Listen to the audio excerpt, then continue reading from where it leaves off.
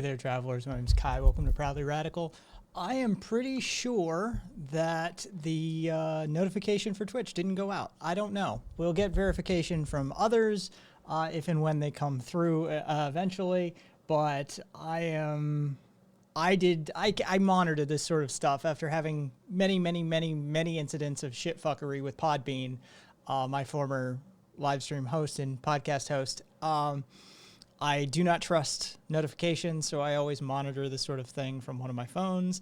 Hey, Taco, did you get a Twitch notification or did you see it go in Discord? Give me a heads up on that one, please. Thank you. Because I did not get a Twitch notification on my phone, which I have a... You saw the Discord. Okay, yeah, I'm pretty sure the Twitch notification didn't go out. So... Yeah, yay, fun. Good times. Thanks, Twitch. I don't like things like that when they happen. I'm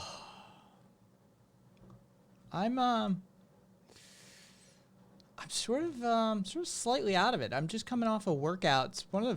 I've been slowly building, like right now, I have exercise intolerance. Exercise for me causes my neuropathy to get worse. So right now my legs are on fire. But the last week and a half, I've been trying to get some modicums of workouts in, much like the olden days for me. And hey, Solaris. And so I'm fucked if I do, I'm fucked if I don't, right? Like, I'm slowly, rotting away without my old exercise routines. But if I do them, then I'm fucked as well. My neuropathy just gets worse.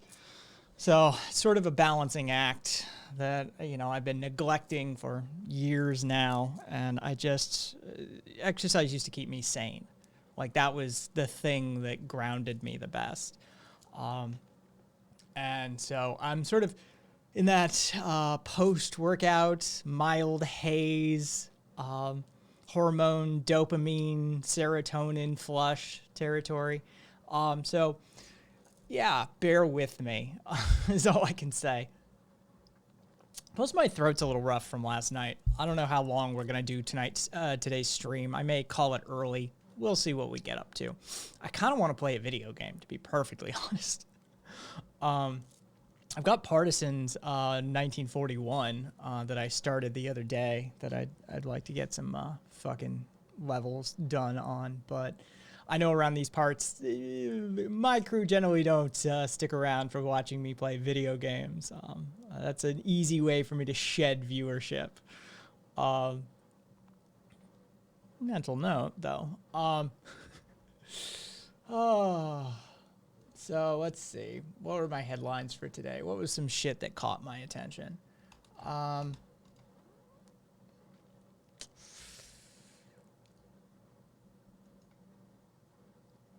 I've been asked to set up a Twitch leftist Among Us game, thinking next Friday. Interested? I have never played Among Us, so I would be a complete newbie at it. I'm familiar enough with the concept. I've seen 1 or 2 rounds of it. So I'm sure I'd be easy fodder. Next Friday. What time next Friday?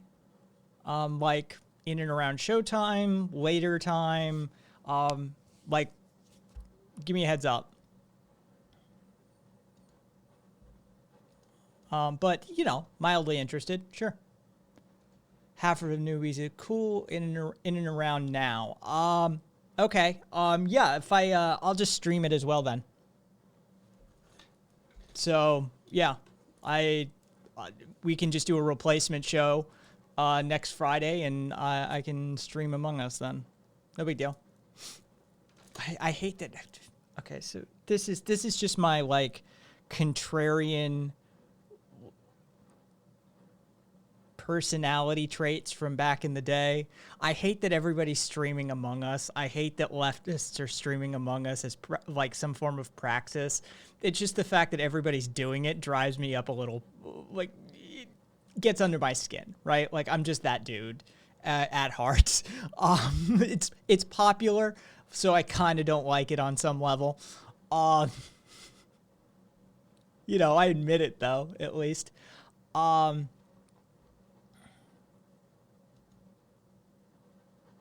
Stream chats need to be emotes to prevent sniping.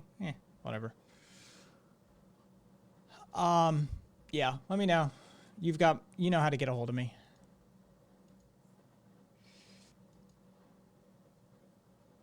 Okay. I mean, I would argue that, I don't know what their metrics look like, but Among Us surpassed it finally. Like, I know it's 2 years old. I know Fall Guys was popular. I know that it came out of sort of nowhere, that sort of thing. That it's a simplistic indie game. There's 3 guys developed, blah, blah, blah, blah, blah. None of that factors into that, like, weird gut reaction I have. But, yeah. Where's my gaming icon? There's my gaming icon. Open Steam, please, system. It's been a while since I had Steam open. Oh, I have messages as well. Among Us. Well, that's not bad. I was wondering what it cost. Oh, and it's all, okay, it's all fucking DLC sort of stuff. All right, cool. I'll add it to the library. $5 to an indie studio. I don't mind that. Oh,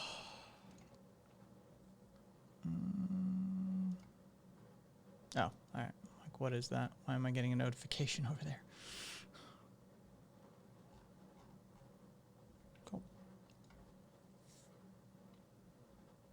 Buying DLC is a bad move, just cosmetics, but blending is more strategic.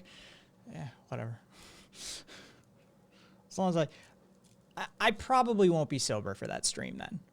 Like, I'd rather just have fun and then, I don't know. Do I need to be espousing theory and, like, having political discussions while I'm playing this Among Us?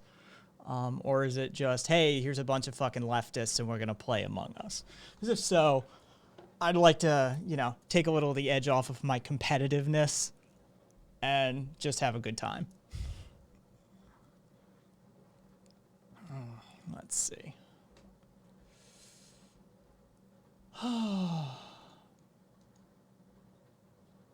Yeah, that was a good one. Nope. Among Us should be pushed to talk. Only converse during voting. All right.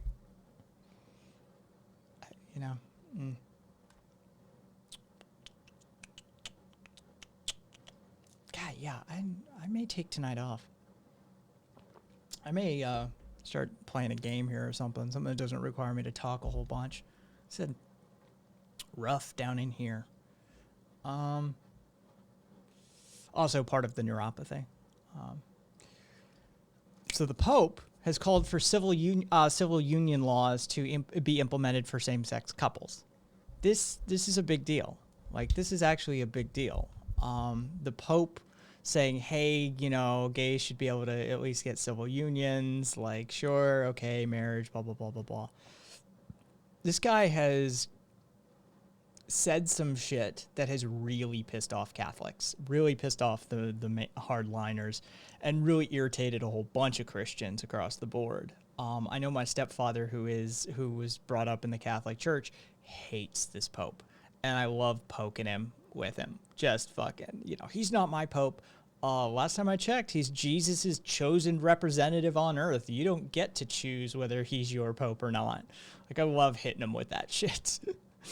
And, transgendered kids, God made you just the way you are, that sort of thing. And I mean, this guy's been hitting some greatest hits.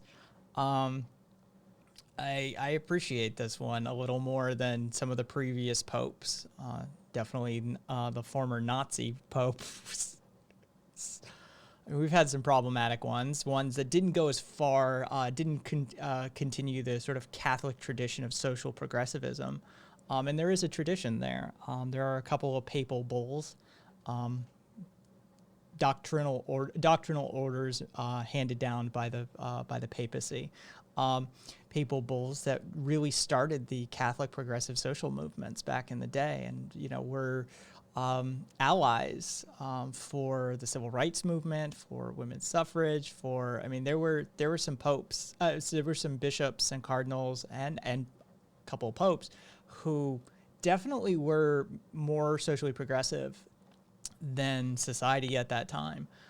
So this is not breaking ranks entirely, but it is a nice change of pace to have a pope out there being like, hey, capitalism failed. Gays should be have equal rights. Stop fucking with transgendered kids. And how about y'all just get along for once? Try following the whole Jesus stuff. It is a pleasant change of pace to have that, especially when he came out and said capitalism had failed us. Like, that was a huge fucking win. Yeah, and now he's calling for, civil unions, at least in the case of same-sex couples, which, again, I don't believe in gay marriage either way, and I'm a gay dude. I don't believe governments should have legal interests in the concept of marriage. I think it shouldn't be a legal institution. I think the government should treat you as an individual, beginning, middle, and end. That's it. So, yeah, but nice to see from the Pope. I talked about this mildly last night. It looks like the Trump campaign has managed to grift $1 billion. Like, they lost $1 billion basically.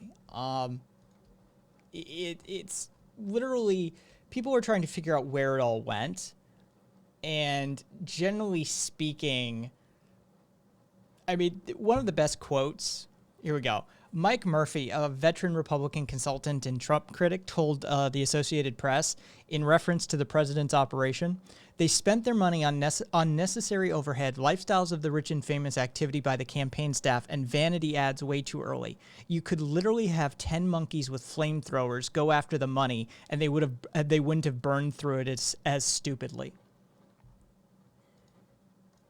It definitely, there's a ton of grift that happened. But there's also a ton of stupid shit that happened. They spent like $1 million on an ad push in Washington, D.C., just so the president could see his own ads. Like, that was a thing they did. So don't get me wrong. A ton of that money ended up in people's pockets, right? Like, it was money laundering and grift and that sort of thing. But there was a shit ton of just stupid spending that they're like, yeah, we did that. No, yeah, that sounds like a thing they would do. It's a thing they did. So, yeah. $1 billion. Just almost $1 billion. This dude's campaign, his 2020 campaign has run through. What? I'm sorry, what? $1 billion for a presidential campaign? You want to talk how fucked shit is? There you go. $1 billion they managed to burn, to the point where even their own donors, like the Republican, it's crazy how little he did with it. I know, right? Story his life though, right? He basically inherited $440 million over the course of a period of time, and he managed to flush all of that down the drain too. So even their own strategists and inside people, like the Mercers, like Robert Mercer, donated $78 million recently, but they didn't donate it directly to the campaign. They donated it to a separate group that they knew they could trust to handle the finances better than the Trump campaign.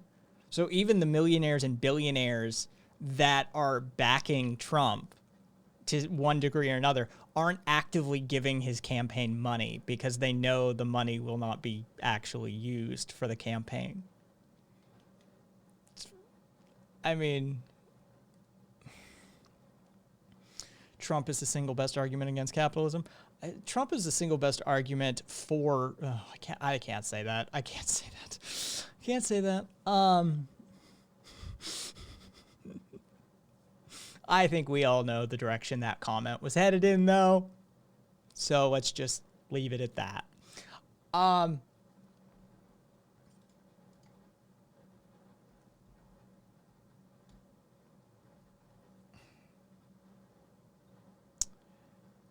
There we go. I want the actual study. And, oh, back up. Go to that. There we go. Ugh, Jesus Christ. I need to be able to control that.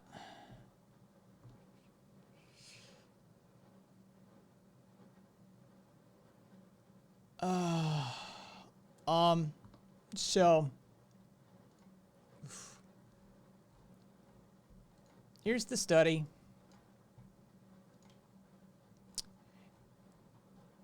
Okay, it's the Health Effects Institute out of Boston, Massachusetts. It's the State of Global Air Study 2020. They do one from time to time. There we go. Here's the long and short of it, if you're wondering. Basically, one of the largest conclusions of the study was that the leading cause of death for newborns in their first month of life was air pollution on a global scale, to the tune of about 500,000 babies last year. So, you know, the next time a pro-lifer, and here, I'll just copy the link location. There you go. The next time a pro-lifer starts talking shit, just feel free to bring up pollution and be like, so you're pro environmental regulation, you're definitely anti air pollution, right? Like that's definitely a position you hold, seeing as air pollution alone is responsible for an estimated 500,000 babies dead per year, and growing, by the way. So low birth weight, preterm birth, too small, too early, lower respiratory infections, diarrheal diseases, brain damage, inflammation, blood disorders, and jaundice. It's almost like breathing in carcinogens is not good for you. It's almost like breathing in small particulate, 2.5 ppm sort of territory particulate is detrimental to a human being's health. Huh. I wonder, did anybody know? Oh, that's right. We all knew this. You know, I'm an environmentalist, right? I'm a Vermonter by birth. It just comes with the territory. We're all sort of like, you come out, they smack your ass, and they're like, congratulations, you're an environmentalist now. Yeah, they still deny. You know, I don't like the term global warming. I do prefer anthropogenic climate change. I know it's a mouthful. I know it's a compromise, blah, blah, blah, blah, blah. But man-made climatological change is what we should be discussing, because that gives them too much wiggle room. And unfortunately, that's what global warming did, and it set us back about like a decade, maybe 15 years, because it gave them that semantic wiggle room. So I try and head that off at the pass, but I feel you know, it's insane. I had somebody come in the other night and ask me if I believed in climate change. And it's like, this isn't like Sky Wizard territory. It's not something you get to choose to believe in or not. Yeah, I know. They always shift towards semantics when they have no real argument. Well, semantics are important too. Words matter, right? Words matter, but I understand what you're saying, and I feel you on that one. But I try and corner them as best I can on those arguments and not leave that semantic wiggle room when at all possible. Hey, me, Trey. Probably gonna do a short stream tonight. I don't know. I might play some video games. I don't know, but my throat's feeling a little scratchy, so we'll see how long this goes. I'm not gonna push it too far. I think what's actually happening is more important, but they're worried about words for some reason.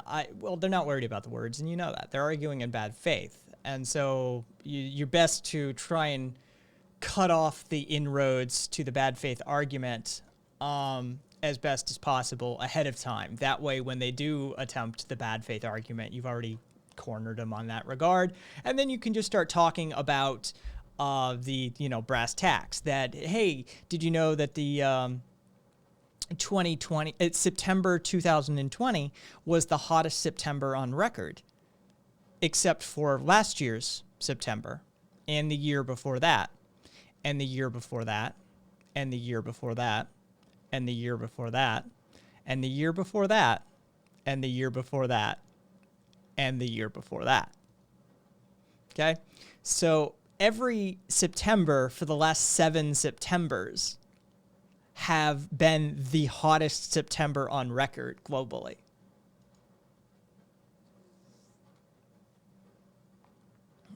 So yeah, it's, let's talk about the fact that, we've had 500-year hurricanes in the last 15 years in America.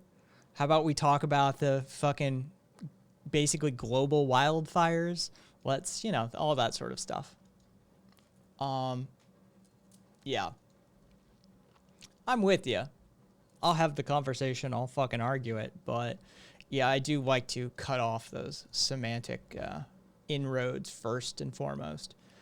Let's see.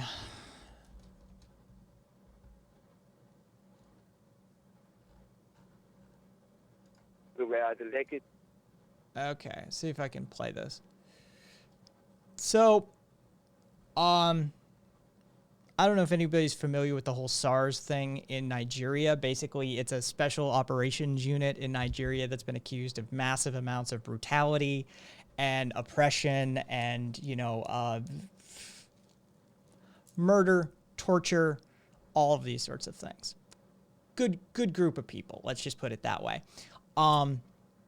This is an eyewitness account from Lagos in Nigeria, in which the protesters encountered the security forces. And so it's just an audio. He's speaking to BBC Radio. Tollgate, peacefully demonstrating and protesting.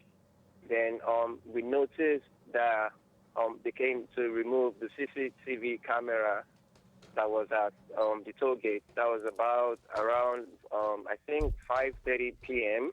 Police came. Do you mean police came to remove the CCTV camera? Not police.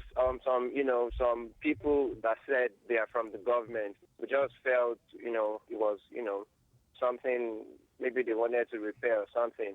We did not actually know that they were planning to ambush us.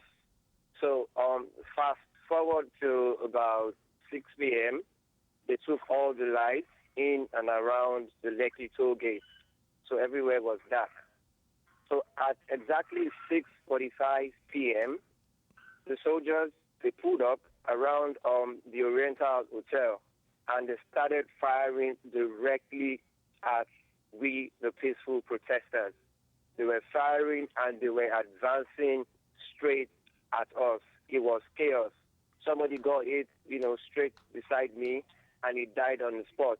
It was pandemonium, and they kept on shooting and shooting at us. It lasted for about an hour and a half, and the soldiers were actually picking up the dead bodies. They were picking up the dead bodies. I don't know why they were picking up the dead bodies. Maybe they did not want to leave evidences behind, and they created a barricade.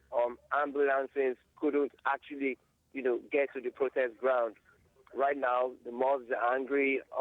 They are vandalizing some banks, some private-owned shops and stuff. There's chaos everywhere. They're burning tires. It's total madness. I'm just lucky to be alive. Okay, catch that? They were protesting this organization called SARS, this state-run police organization. And who has been credibly accused of torture, kidnap, murder, all sorts of civil rights and human rights abuses. And so the people were protesting it. So what happened? They rolled up, they dismantled the CCTV cameras, they shut down the lights, and in the early AM, the police, the military police rolled up and just opened fire on the crowd and continued opening fire on the crowd. Something we should be aware of. Shit is going down in Lagos, Nigeria. There's very little we can do other than increase awareness surrounding the incident, but definitely something to be aware of. He goes on to indicate that when he went back, like when he saw when he was able to observe, he counted no less than 20 bodies laying on the ground dead. And this isn't this isn't a final count because, as he pointed out in his interview, the police were collecting bodies. So who knows how many they actually killed. But yeah, hey SJ. I don't know if you caught the tail end of that, but yeah, it was listening to the eyewitness account of how it went down. If you've got if you got a link, put it in chat. I doubt we can watch it on stream, but put it in chat.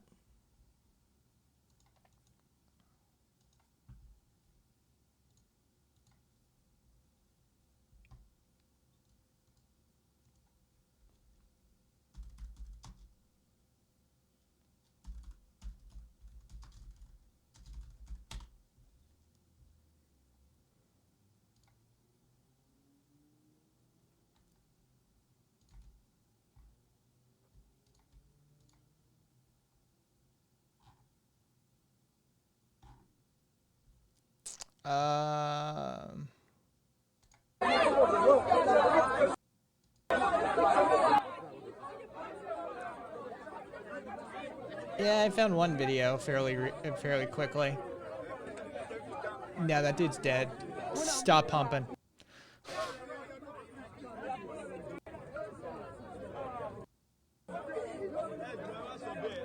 Yep. By the end of it, they stopped.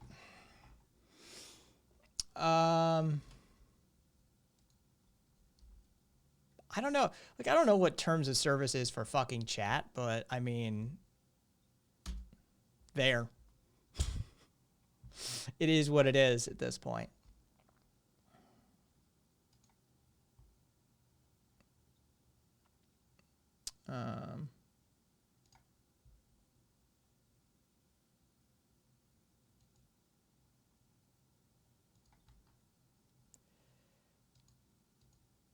Yeah, that's not,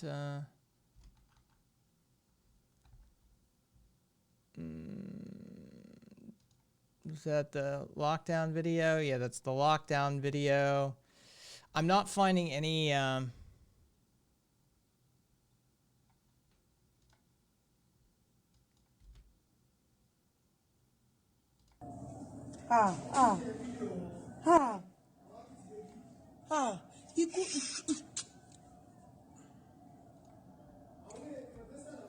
mean, this is what we see in Nigeria. See what they're causing. nice. You know what? Fuck the Twitch terms of service.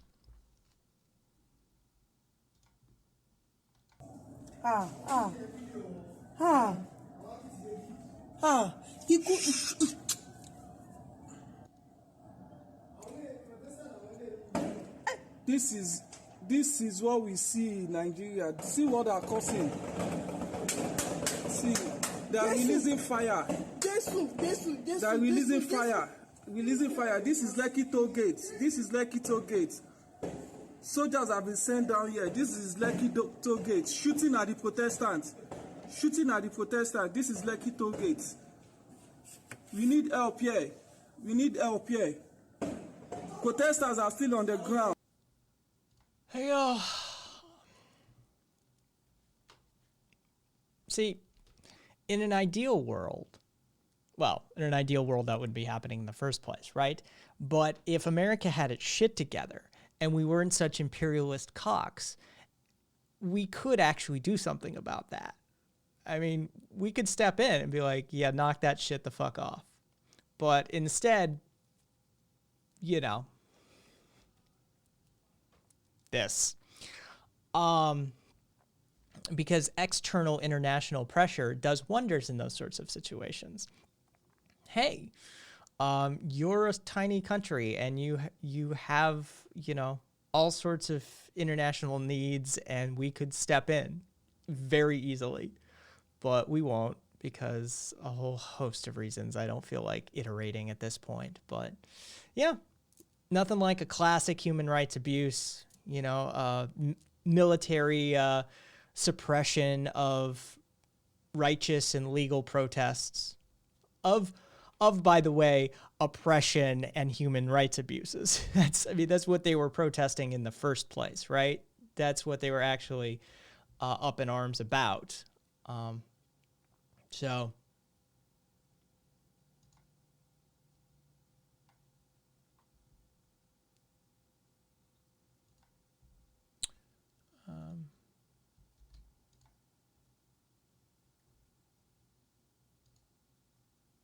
Living and breathing in America today. You're right. Okay? If you understand that.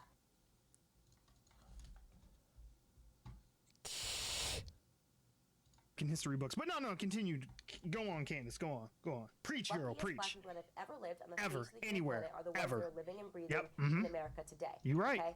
If you understand that, and you should understand it by simply saying, where would you like to live in Africa? For all that. Is there a reason she's wearing an outfit that is reminiscent of a particular era? Like, I can't get over this outfit. Like, right out of the gate. Can we talk about the outfit? This really feels specific. That hoopla about they took us from Africa. Find me a Black American that will tell you they want to move back to Africa. I will listen right now. Or Europe. Why is it no? I'll book the flights for them. Right, for any person that says we were stolen from our.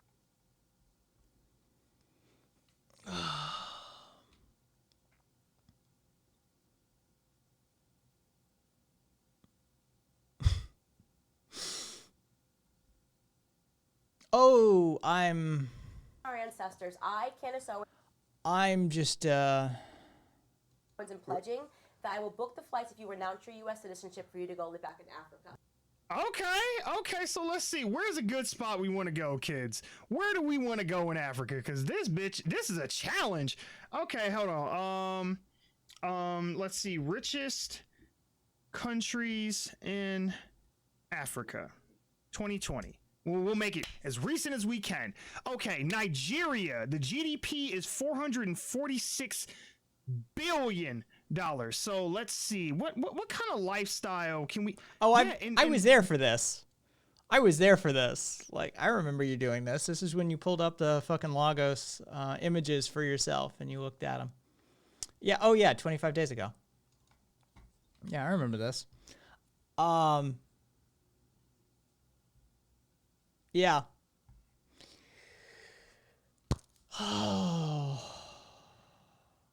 Let's address, as Kat so accurately put, the ascended cuckery in chat. Let's jump over there.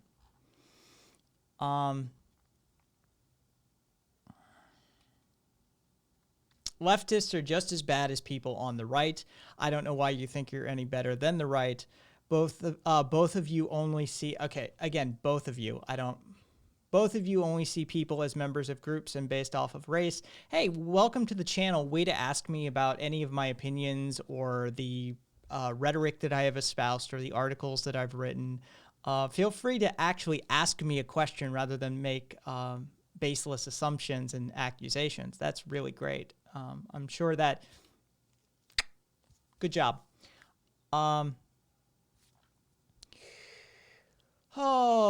Race, skin color, sex, sexual orientation, wealth, and religious background. Oh, you better believe I judge you based on your wealth. And a little bit of the religious background because that informs your morals more often than not. That play the victim card, make up lies about America. What lies? What lies are we making up? I would love to know what lies we're making up about America.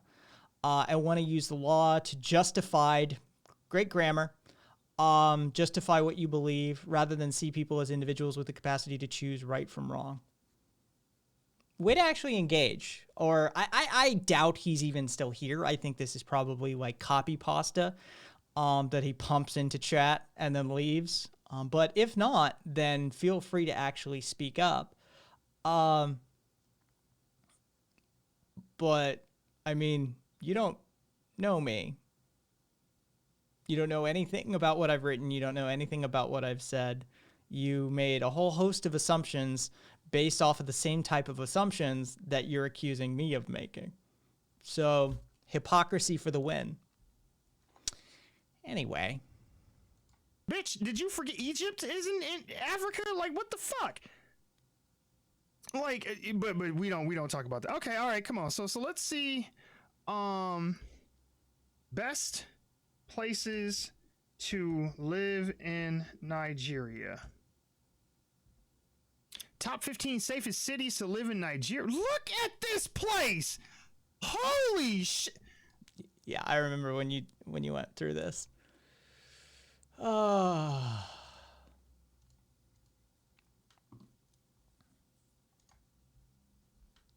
Yeah. Jesus was a communist.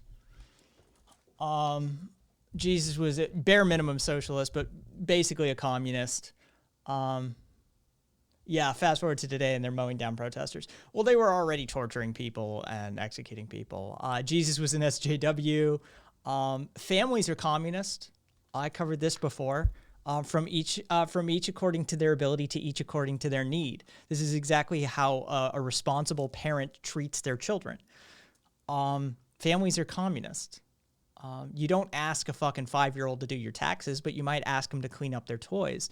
And you still give them food, water, shelter, clothing, education, healthcare. You know, families are communist at a very fundamental level. So, yeah, I always enjoy those sorts of special folk that wander in, post some sort of Trump 2020 or some sort of other bullshit copy pasta that, you know, they just wander around leftist channels and yell that shit over and over again. I couldn't imagine like having that much time on my hands, like, and that few interesting things to do. Are you that bored? I mean, I don't get it. But hey.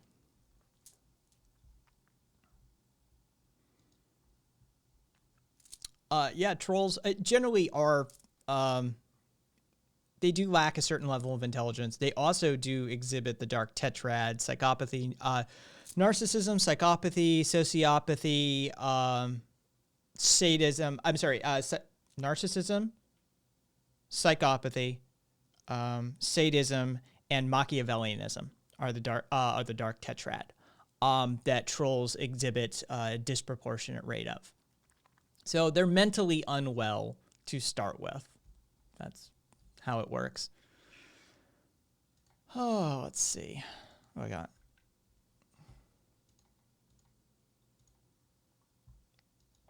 Yeah, that's why Trump's their idol. Let's see. Oh, just a heads up. I'll put that in chat as well. Chrome won't actually clear your Google and YouTube data, even if you tell it to. Just a heads up. So something to consider if you're using Chrome.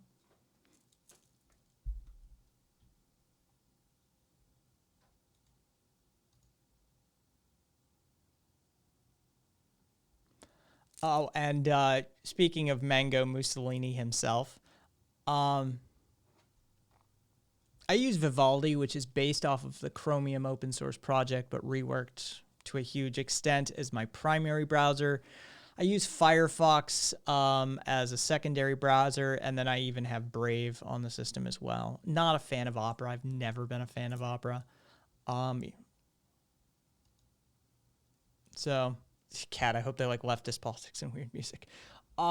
So speaking of Mango Mussolini, Trump's own campaign law firm,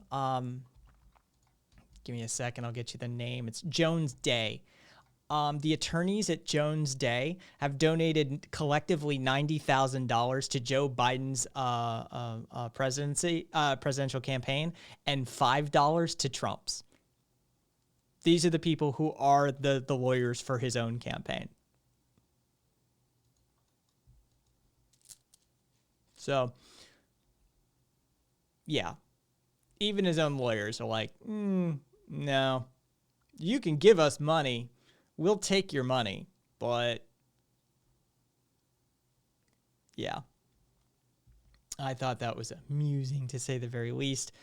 And the Department of Education is dealing with court cases again because they've been rejecting 94% of relief claims surrounding student loans. 94% of relief claims have gone basically auto-rejected. This shit is so fucked. The student loan shit is just the biggest fucking indentured servitude chattel scam that we have running probably to date. I honestly, you want an economic bump. You want to bring stimulus to the economy. Cancel all the student loan debt. Straight up. It's not being held by you and I. It's not being held by, this isn't like even an argument that you can say about like 401ks and stocks and this sort of thing. This is all bad debt. This is all immoral debt that is being held at an institutional level. So we can cancel it. We really can. Legally speaking, we can cancel that debt.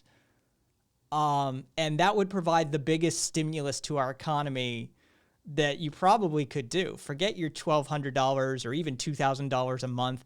None of that even compares to what would happen if you just zeroed out all student loan debt. Across the board, no exemptions, no limitations. If you hold a student loan, no matter who it's from, government or private lender, it is now null and void. It would be an immense economic stimulus. But, you know, again, it serves as a form of indentured servitude. So it's not going to be happening anytime soon in this sort of neo-feudal hellscape that has been constructed. Yeah, oh yeah, student loan debt fucks our growth. It really does.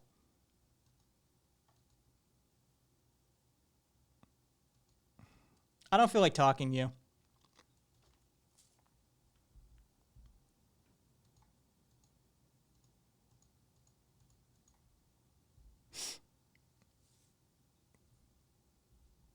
Cat, your call.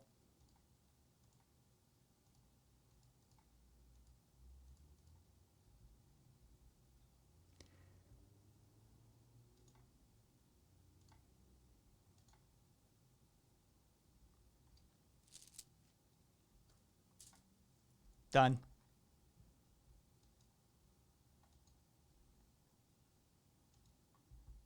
Don't come back. You're going to remain banned. You're on the permaban list. Don't come back. Just go away. Go find someone else to whine and cry to. I don't have any use for you. I helped you. I gave you probably a couple of $100 worth of free tech consulting live on air. And so you're nothing but a fucking whiny snowflake about everything. So just move on. Find a new channel to bother. Go somewhere else. He's a hyper-religious, Trump-supporting, Republican, GOP talking point espousing Australian. Okay?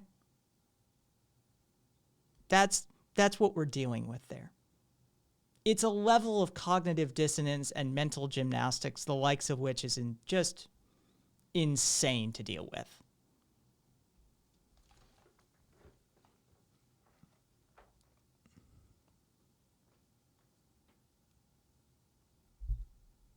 Yeah. Oh, yeah, SJ. We were talking about this last night, actually, with a Canadian anthropology student, and how the sort of ivory-towered academia walls off a whole host of experience and knowledge that would otherwise be beneficial to the proletariat en masse.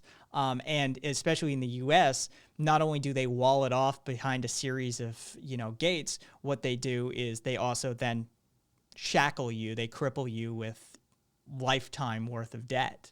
In some instances, multiple lifetimes worth of debt.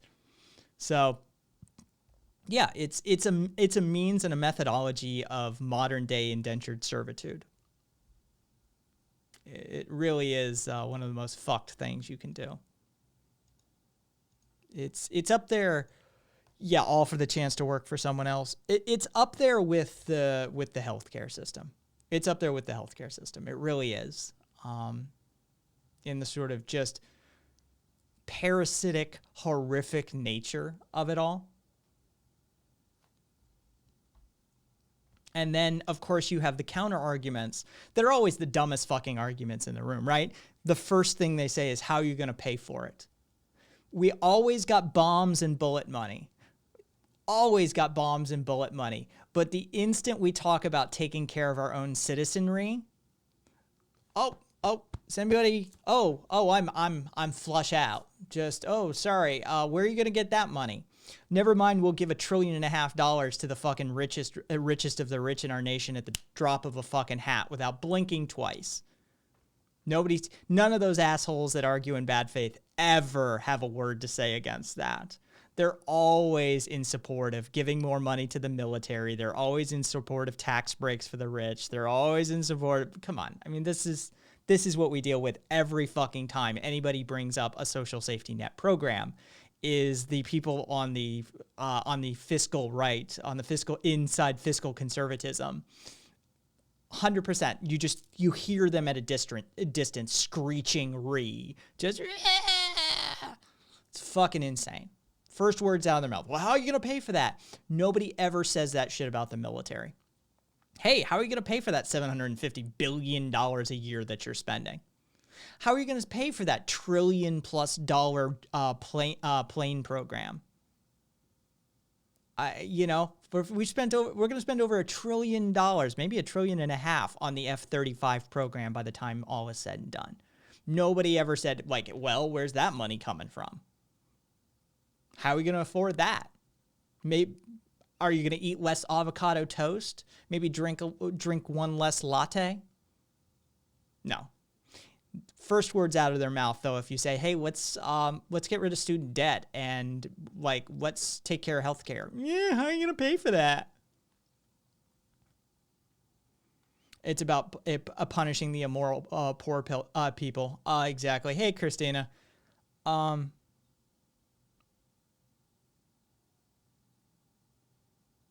They're just deep down inhumane. Sorry. No, the cruelty is the point. I agree with you, Noam. That the cruelty is the point. That these people are inhumane. They are cruel by their very nature, and they're tapping into an animalistic instinct that they should have it under better control, shall we say? It's pathetic. People will unfortunately accept a certain level of disparity. The problem is the disparity is increasingly so high and so fast that the system is starting to break down.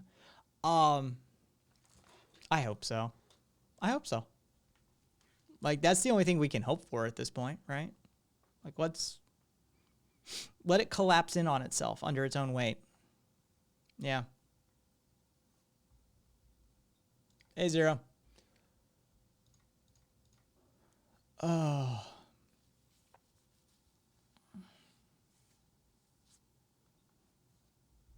Let's see. I think.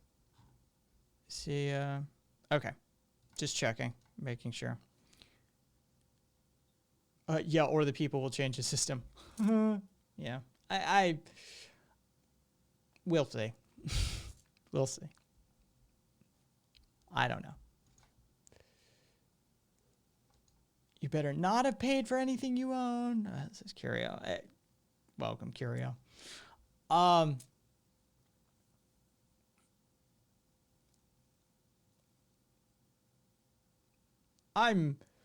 still a little irritated at it. Is no, don't worry. Curio is a comedian by nature. No worries. Thanks for having me. It was a good show. It was a little bit of Chaucer, a little bit of Shakespeare, some little bit of comedy, some storytelling. It was a good run. Yeah.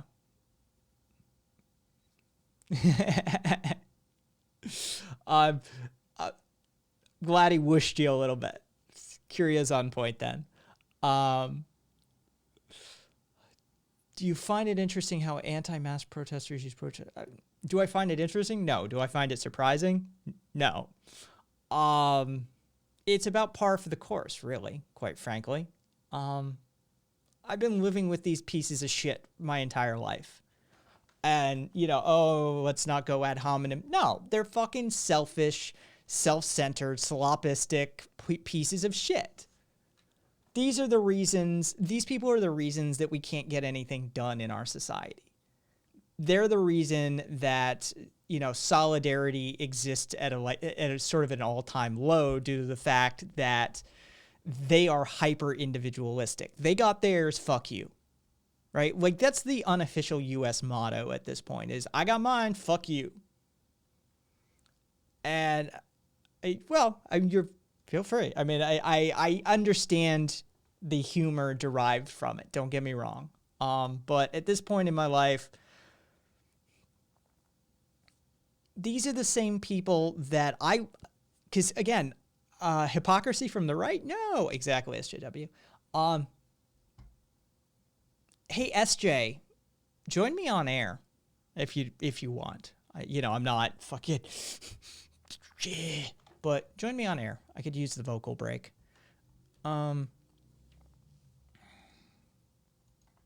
These are the same people that I lived through the Bush era of anti-stem cell treatment, anti-stem cell research, that sort of thing. I lived through that shit. And these are the exact same people that were against, fair enough, stem cells being used for anything else. Like, stem cells are bad, fucking fetally derived stem cells, anything that comes from fetally derived stem cells, research, treatment, it's all the devil's work.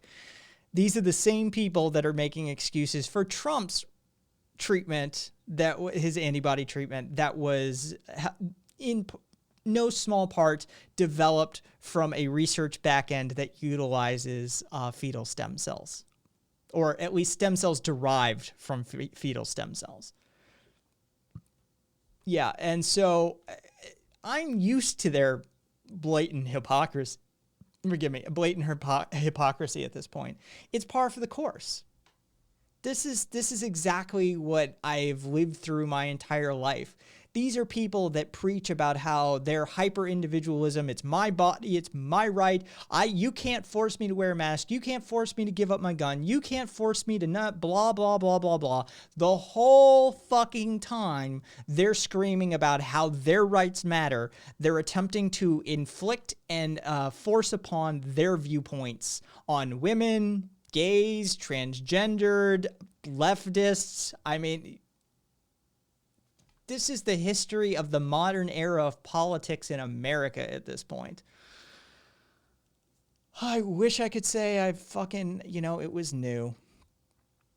I remember that. Such a strange thing to get caught up on, says no. I know, right?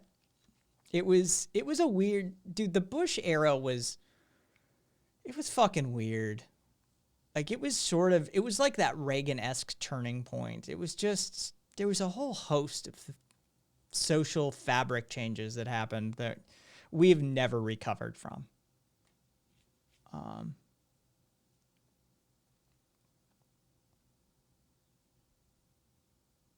Yeah, I don't... Okay. All right. Here's my hot take. There's going to be designer babies. That shit's going to happen. Cat's already out of the bag. Pandora's box is already open. The technology has already been let loose. China will do it. Russia will do it. Somebody will do it.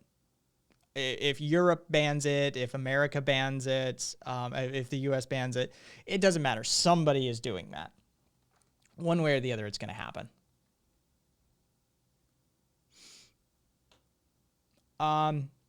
Who wants to bet that if Trump wins the election and there's a war, he'll conscript all the trans people? No.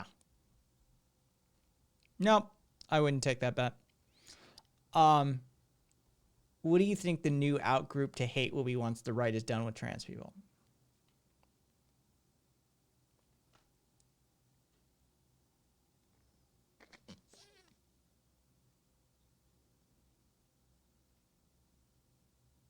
That's a good question. because I don't think they're done with trans people. I think, quite frankly, I think that is still paying dividends and is going to pay dividends for a few years to come at least. But I mean, that's the thing, is they always go back to the greatest hits, right? So I would suspect that maybe a new group of minorities, whoever they may be, from whatever country or nationality they may be from, maybe, you know, Guatemalan, Ecuadorian, Chilean, Colombian, I don't know. But that's a well that they go back to on a regular. So that's always a candidate, at least, for who's next, who's the next out group.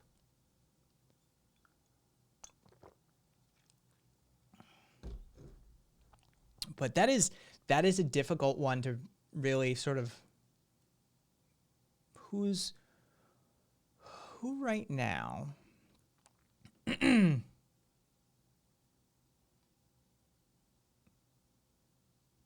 Deborah. You mean firefighter Steve Buscemi?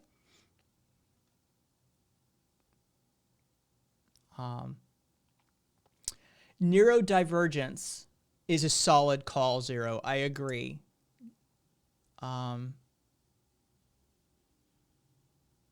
That's a solid call. I mean, that's a well they go back to sometimes as well. Not as regularly as people of color and nationalistic minority groups, right? But that's definitely a well they go to from time to time.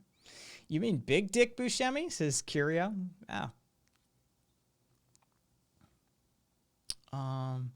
Find it crazy how openly they bash trans people. It's like watching old movies where they were openly racist or misogynist. In 20 years, hopefully they'll look back with this with shame. I was watching one of the early episodes of MASH, which is, in my opinion, one of the greatest TV shows ever filmed, but it is a bygone era. And the way Henry Blake was talking to his nurse in the surgical area, in the operating theater, was cringe as fuck. I mean, it was the most misogynistic, condescending, talking down to rhetoric I've heard in a very long time. It was uncomfortable how he was speaking to her. I was like, oh man, can we get past this scene already? Oh, yeah. It was, I hope we get to that point, SJ, that we can look back at it.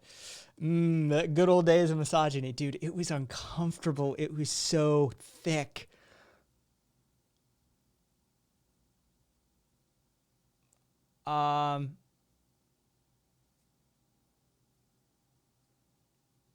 The original skinheads weren't bad, but the skinheads that came after them earned their shit. So I don't like skinhead being included in that list. But I feel where you're coming from, Zero. I used to watch MASH way back when. Maybe I should give it a go now that I'm grown. Go for it, Christina. Seriously. It's MASH is always worth rewatching. I mean, yeah, there's some seriously like socially cringe parts, just, how we've evolved as a society past certain things. But there's also some brilliant goddamn material contained throughout the entirety of that series. Some amazing writing, some amazing acting. So always worth rewatching. But again, it is a time capsule from a bygone era, and how the men treat the women, how the men speak to the women, how they speak about, Koreans, and Japanese. It's definitely of a bygone era. Pick like any Bond movie prior to the last 15 years, maybe the last 5 years even. Oh, all that Connery era fucking Bond movie is super misogynistic, super sexist. So it Yeah. Yeah, like I said, I was watching that the other day and I was just like, wow. I was also watching some Hogan's Heroes, which I think is top shelf American propaganda. Like, this is the thing, is it's blatantly American propaganda, right? It's 100% blatantly American propaganda. But it's so blatantly propaganda that it circles back around to enjoyable, in my opinion. It's like movies that are so bad they're good, almost. It's in that same sort of weird category for me. I wish I could get rid of the laugh track bullshit. Yeah, I enjoy a lot of that sort of older stuff that you go back and look at and you're like, wow, this is a whole thing.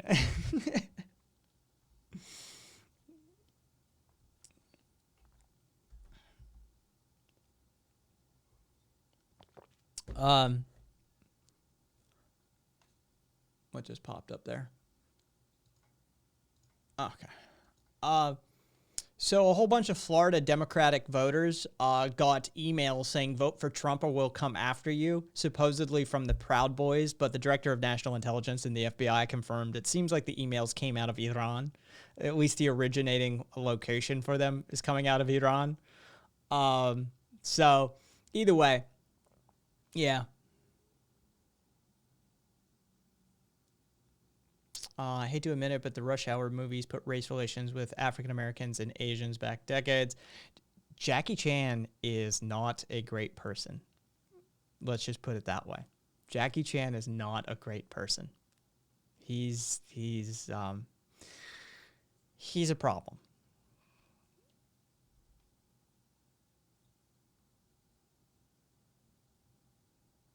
Oh, well, they already defend pedophiles, Sarah. That's not a hot take. That's not going to happen next. That already happens. They already defend pedophiles all the time. As long as they're on team.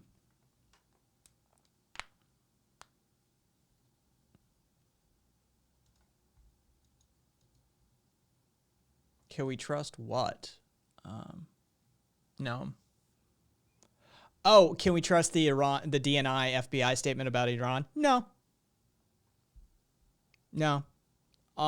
Without a third party confirmation, and without having received any of the emails myself, no.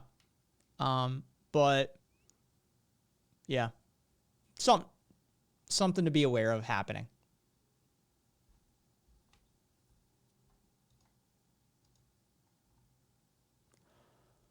Oh, that's right. Fucking, I don't know. Trey sent me a gift sub to somebody's fucking channel. Spirit Wolf. Thank you, Mitre. Oh. No, I mean, maybe it wasn't the destination, but the pedos we met along the way, says Jay. Yeah. It again, I have a list somewhere. Let me see if I can find it.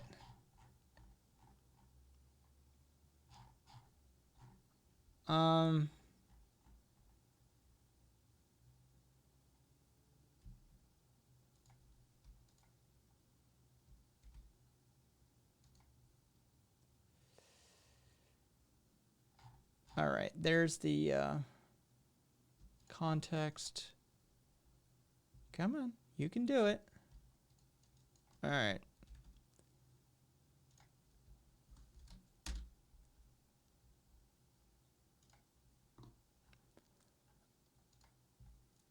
So here are just some of the Republicans that have been outed as pedophiles and rapists that have been actively defended by the Republican Party and their various constituents. I'm just going to start scrolling through. This is just a short list that one dude one afternoon compiled, just in the middle of a conversation.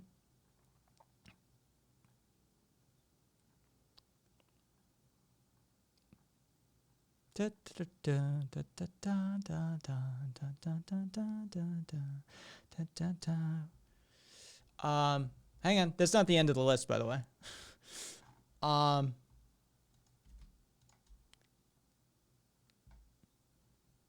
I'm not even gonna bother.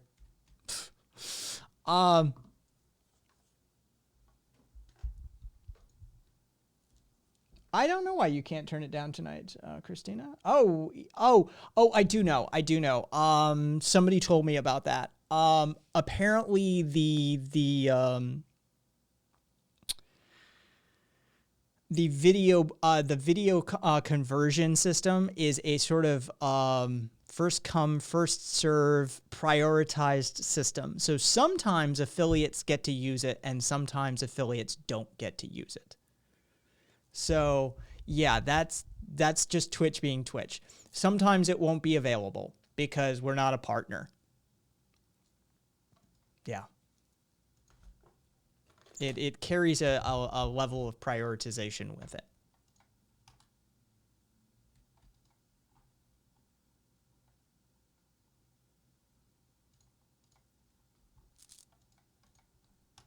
I forget who told me about that.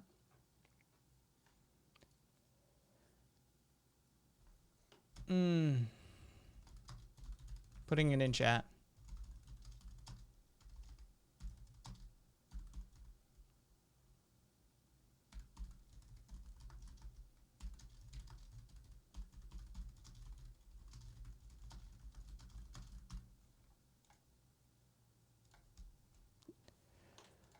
Yeah, there you go, Christina. In case any of that lagged out, there's your actual explanation.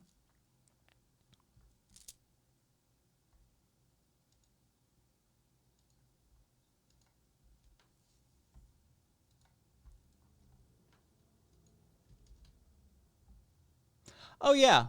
Yeah, that's I mean that was coming down the pipeline a while ago.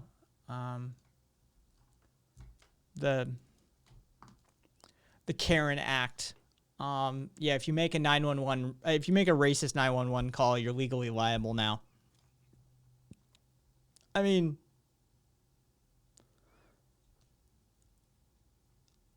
shouldn't it? I mean, we don't even really need the racist thing, right? If you make a 911 call and it's a bullshit call, you should be legally liable for it.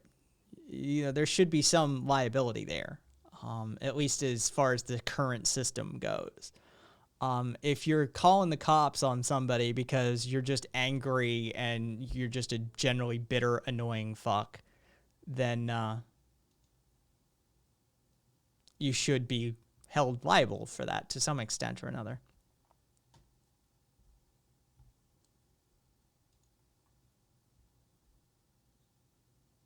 Caution against racially and exploitative non-emergencies. The Karen Act. How many schools are... What the fuck? Did you know Duracell Optimum can... Just autoplay. Even fucking ad block. Jesus Christ. That's a fucking toxic page. Yeah, it's kind of like... It is in the same vein. It is definitely in the same vein as swatting someone. It can, especially, I mean, let's face it, if you're a black dude, that is essentially a death threat, right? Like calling the cops on a black dude and saying some crazy shit to 911 about how he's attacking you and that sort of thing. That's a deadly situation.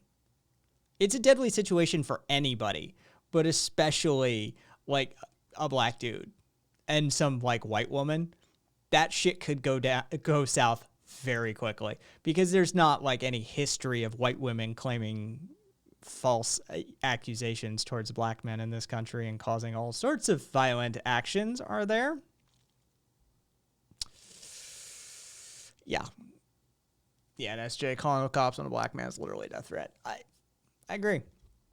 I mean, it's a death threat for everybody. That's the thing. It's just more of a death threat. Like, cops don't care if you're having a mental breakdown, a former veteran, autistic, poor white people. I mean, that's the thing, is they don't really care. They're willing to shoot everybody. They just have a preference for who they like to shoot. Yeah, 10,000% if you're a dog. 8 dogs per day, I think we're up to.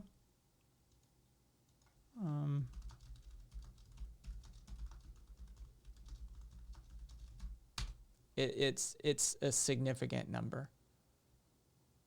25. I'm sorry, 25 dogs per day. The police in the U.S. shoot. So, yeah, I feel you on that one. Oh, let's see. That was Trump's law firm. Yeah, literal sociopath. Oh, 100%. Cost you $175. Yeah, let me look that up.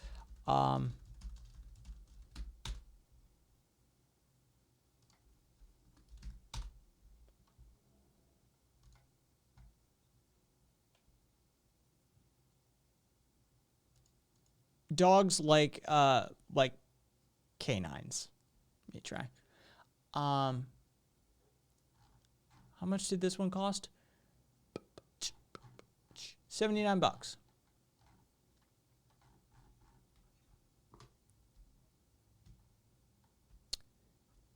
Here you go.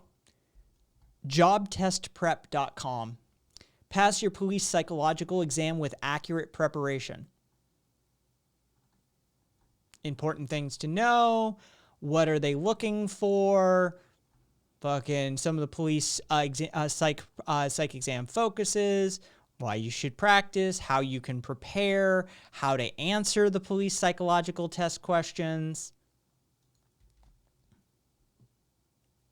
You can literally it was $175 when I first looked it up last year sometime, but it looks like it's come down in price. So for $80, you can basically get the cheat sheet to the police psychological tests, and you know why they're looking for it, you know how they're looking for it, and so you can sort of cheat your way through. And let's face it, people who exhibit psychopathy and sociopathy and general anti-personality disorders are usually fairly good at mimicking certain human emotions and certain human responses anyway. So yeah, you can literally do job test prep for the police psych exam.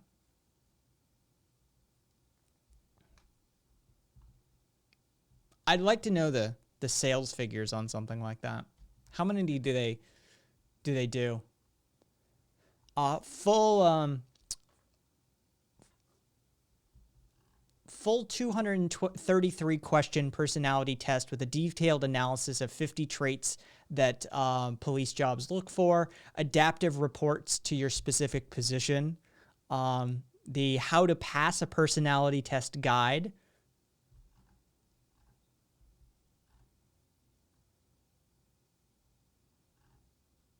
There's reviews. Good reviews, too.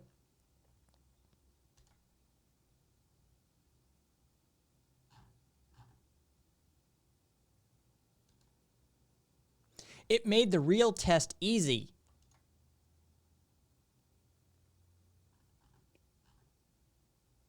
Helped increase my score.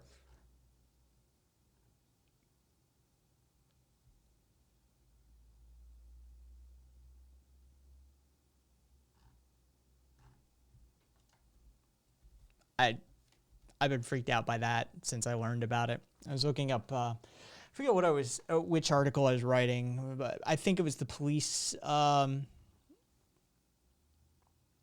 maybe it was origins of and problems on policing, problems with policing, or it may have been the how the police use propaganda and the fake death statistics to justify their behavior patterns.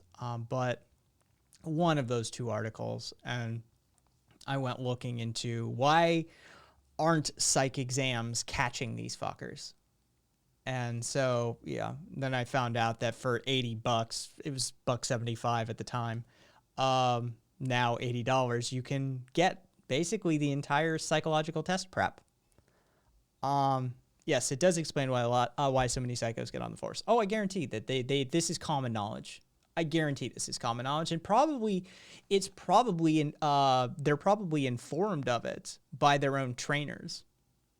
If I had to wager a guess, that this is the sort of thing that gets spread around, and everybody who's going into the academy knows about.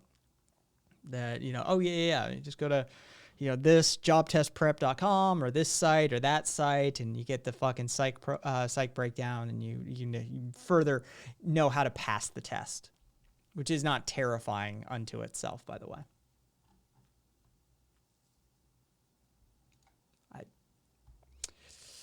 Like I said, I've covered it before. Problems with and origins of policing in America. It's writing. I really should have all of this hotkeyed.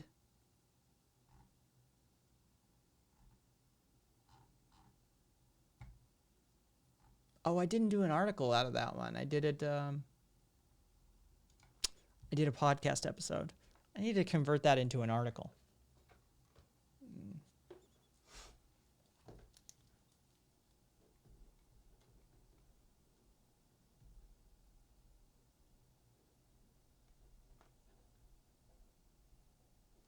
There we go. Write myself a little note there to do that. Sure. Go for it, SJ. Yeah. I do that. I convert my scripts from scripted episodes over to written articles. It's a great way to get dual use out of your content. Almost as if the police want unstable people on the force.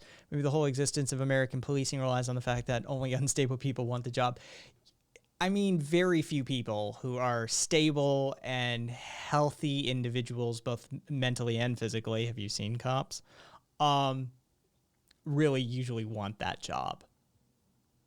So, yeah, I feel you on that.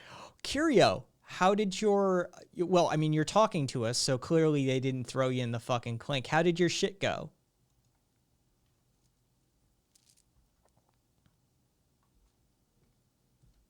I hope it went as well as it could, and it didn't cost you too much fucking money.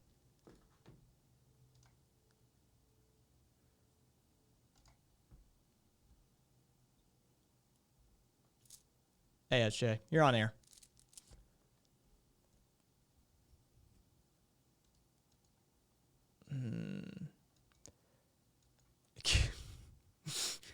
Me try.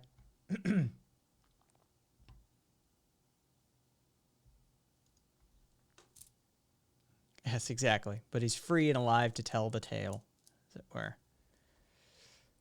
Hey, what have we got to do, right?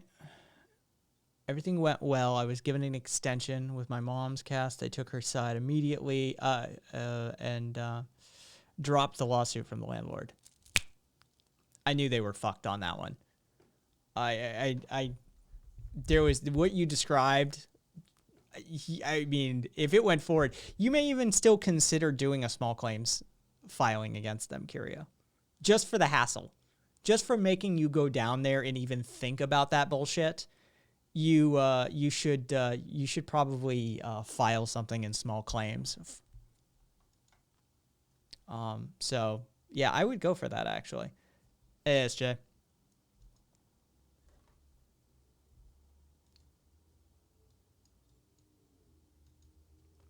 Yeah, I don't hear you.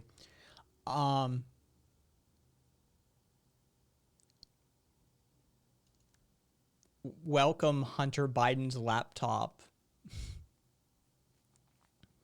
You mean the laptop that he flew across the country and dropped off at a Trump supporters workshop and never collected again?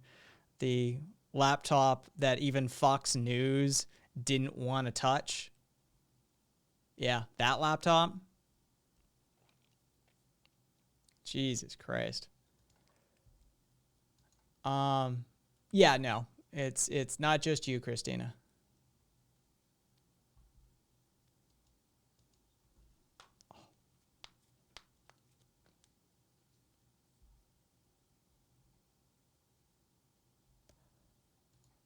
And yeah, no, it's not server done. Yeah, he's got himself muted and deafened. So He's not hearing. Oh, there we go. Settings came off, but whether we hear him or not, we shall see.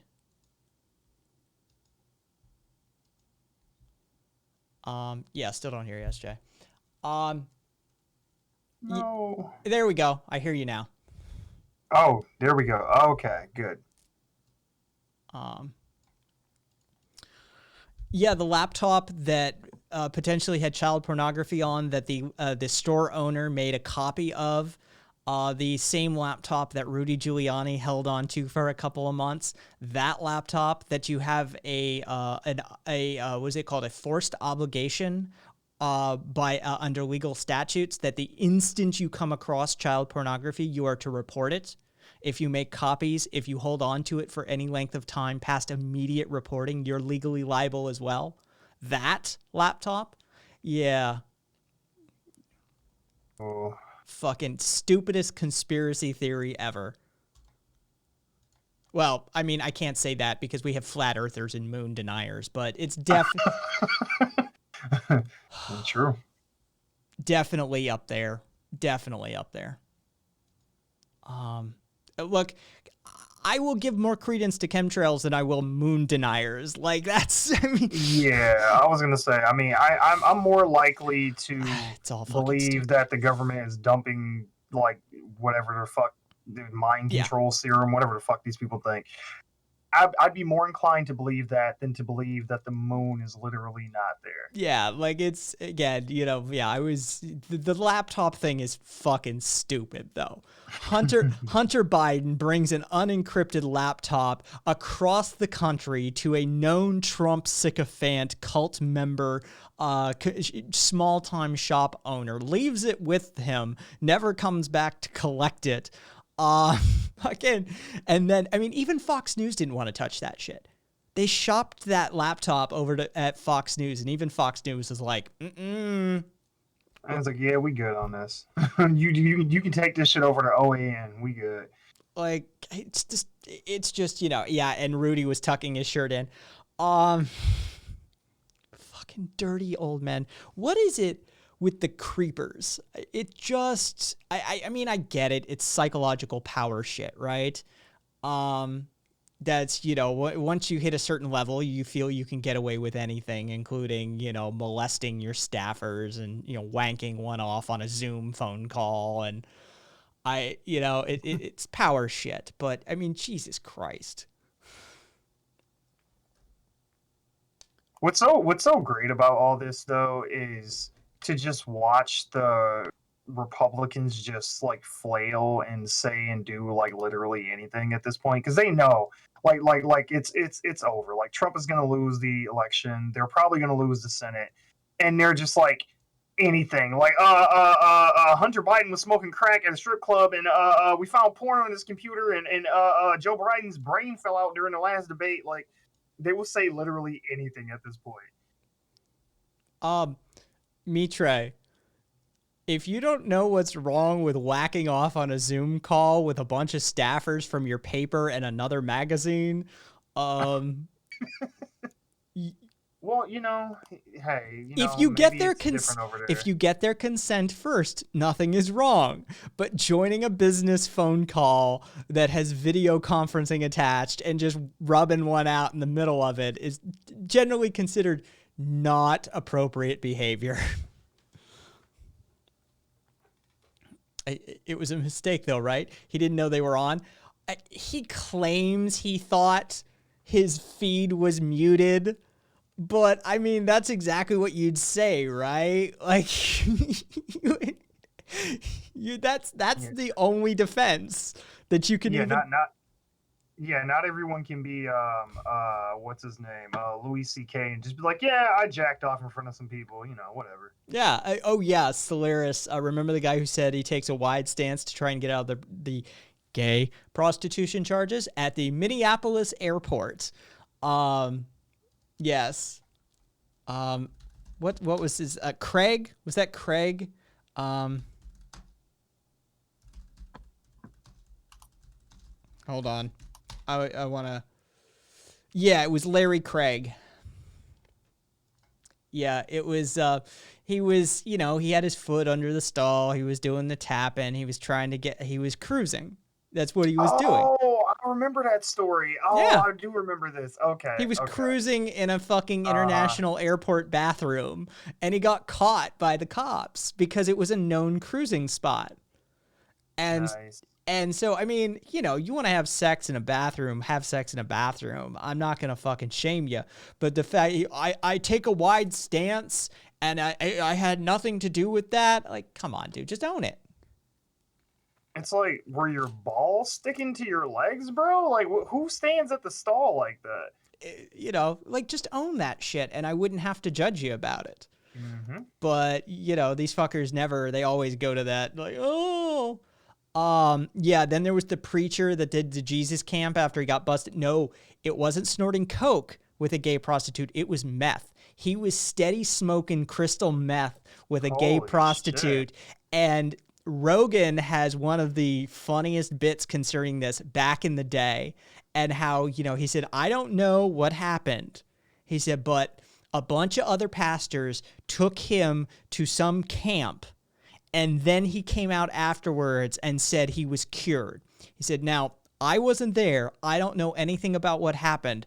But I think that they got him to stop the same way that your dad would have gotten you to stop smoking if he caught you smoking a cigarette. I think they made him smoke the whole pack. Nice.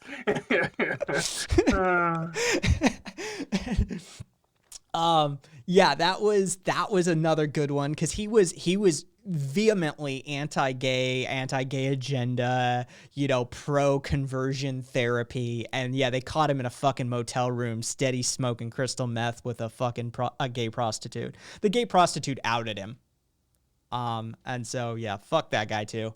I hate hypocrites. I want to believe that they also gang raped him in the woods as well.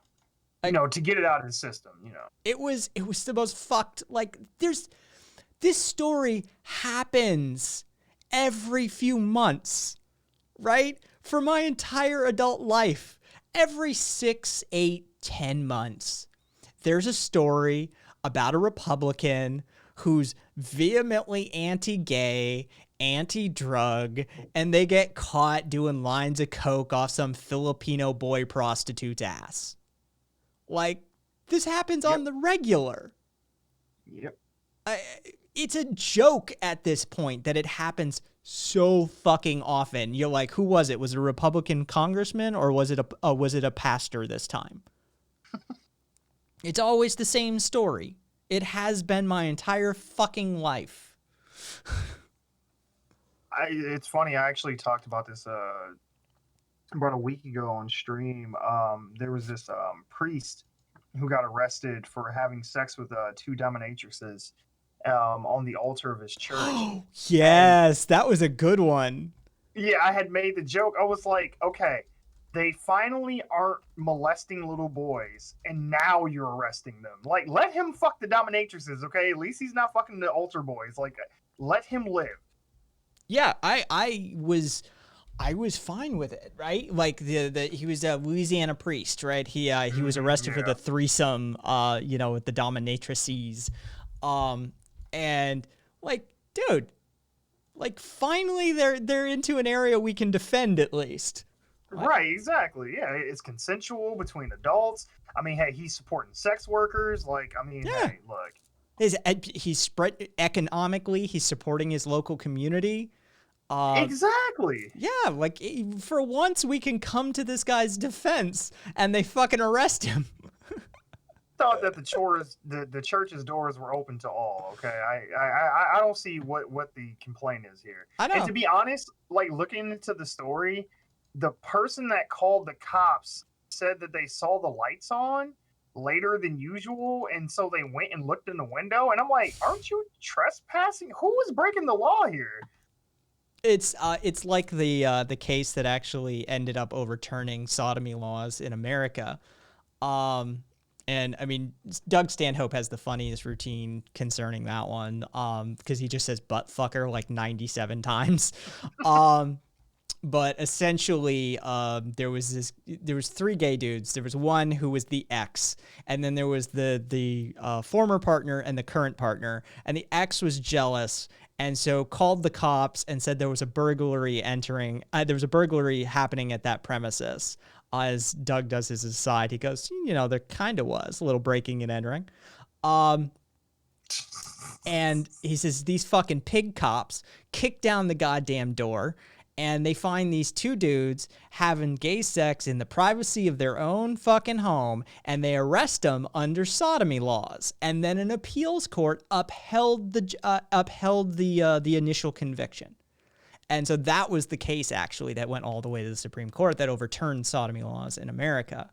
But that was recent memory. That wasn't that many years ago that, we had active sodomy laws, that if the police caught you, having sex for non-procreation purposes, because remember, ladies, sodomy is not just 2 dudes banging. It's any sexual act not for the purposes of procreation. If the police caught you having any sexual act that wasn't for the purposes of procreation, they could potentially arrest you, given what jurisdiction you were in. And Texas had sodomy laws on the books. Jesus. Yeah. It's so crazy to think about that, too. It's like, this is what we talk about, though, when we talk about how conservatives want to control, women's bodies. It's crazy. Maybe because, I'm straight, I don't even think about, old sodomy laws and shit like that.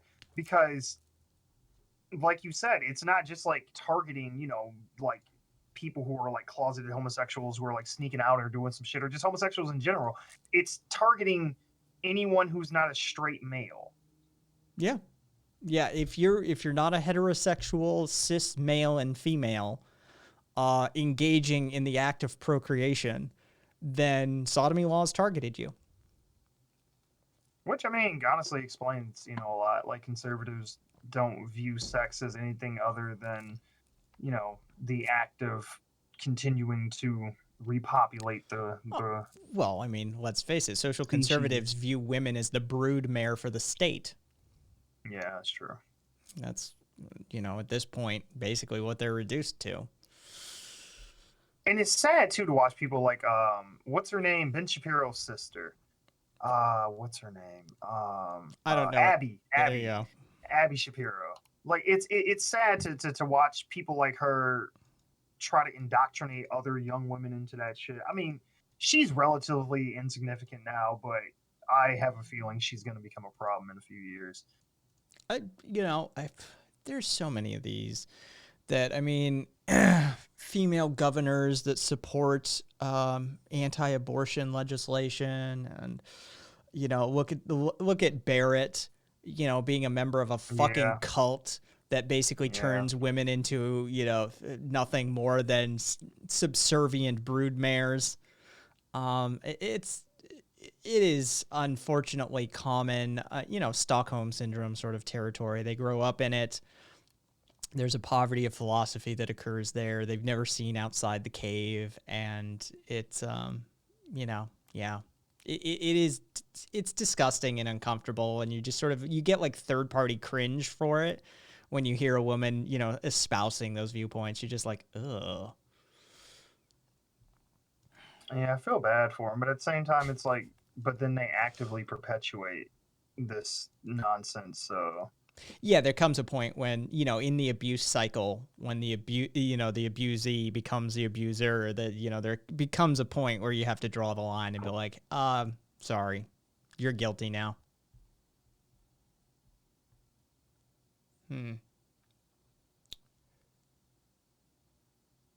Yep, it looks like we're no. Holy shit, Curio, receive the seed or receive the bleed. These are the breaks, ladies. Yeah, nonsense. We talked about it a little bit earlier, and yeah, we've all seen fucking Rudy shoving his hand down his pants to what he thought was a 15-year-old.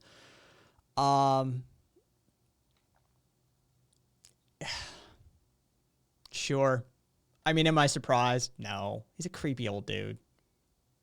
he hangs around with Trump and Epstein and Dershowitz. And I mean, I'm not too terribly surprised.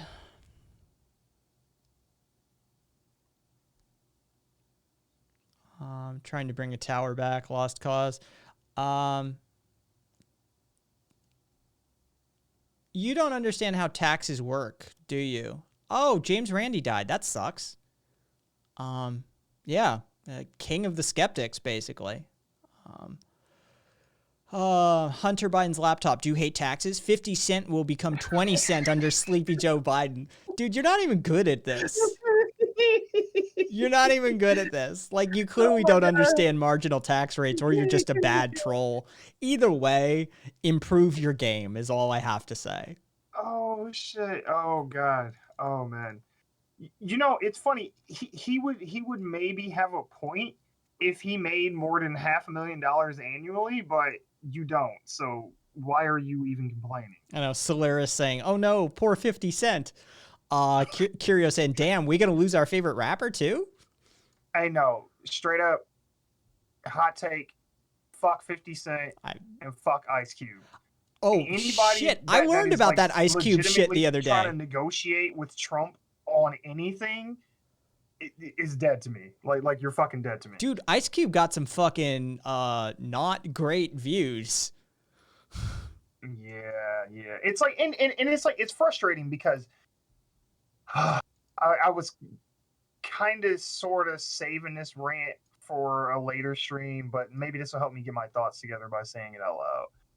One of the things that frustrates me is my community, the African American community. We have been, I mean, literal slaves in this country for a good portion of our history here.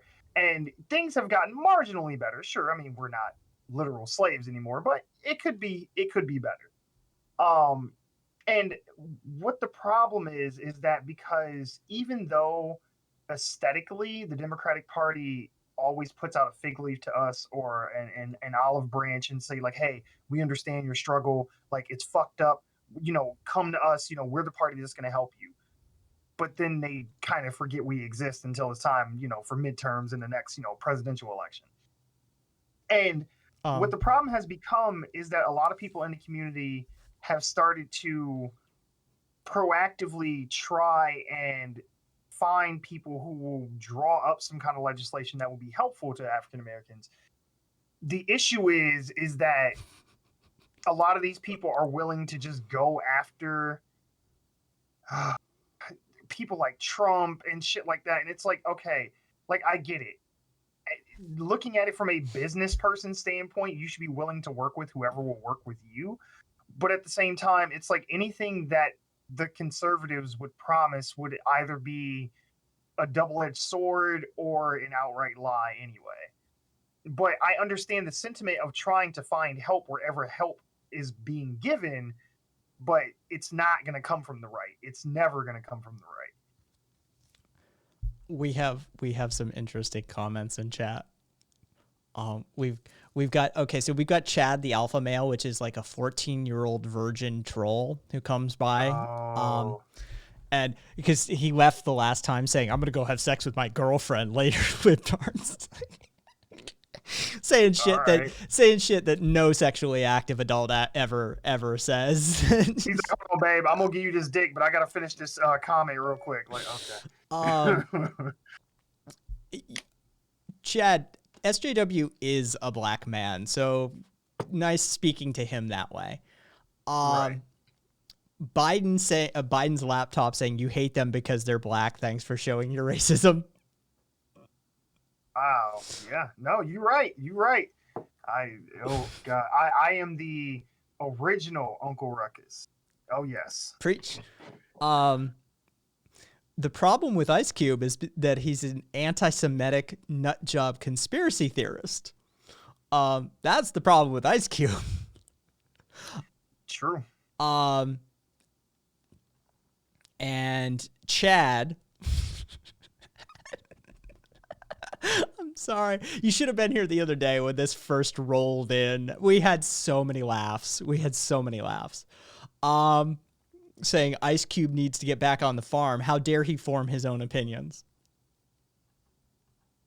That talking point is so tired too. It's like I was talking about this as well, about how like every minority that supports Trump or is a Republican or some shit, they all say the same thing. It's like they just hate me because I think for myself, because I'm a free thinker. I form my own opinions. About what?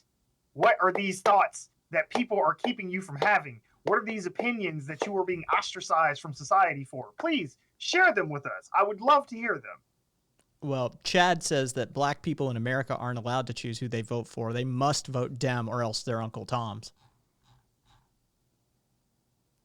I mean, you're not wrong.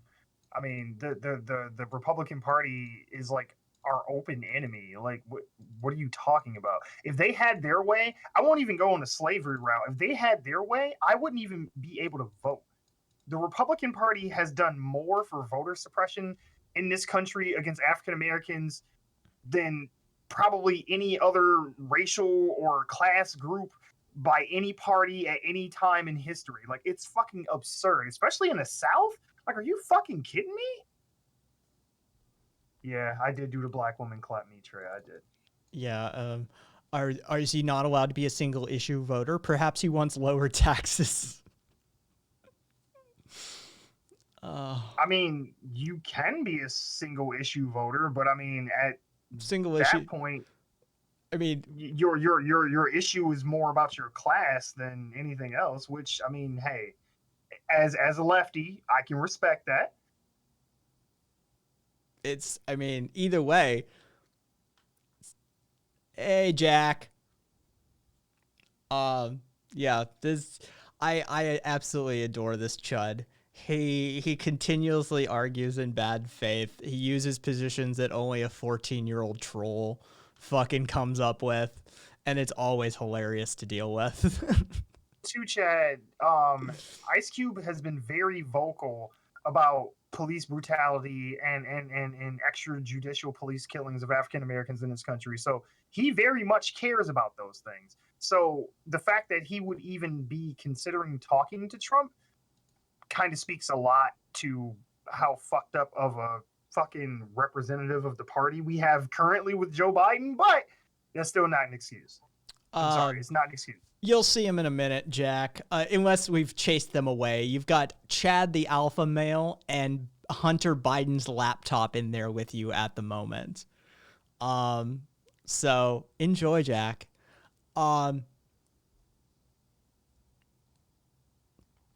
Wait, hang on. I need to scroll back up. How are you? Oh, Jesus Christ. How are you black and support Joe Biden? 1994 crime bill. Wrong year on that crime bill, by the way. But how are you black and support Joe Biden? You ain't black if you vote Trump.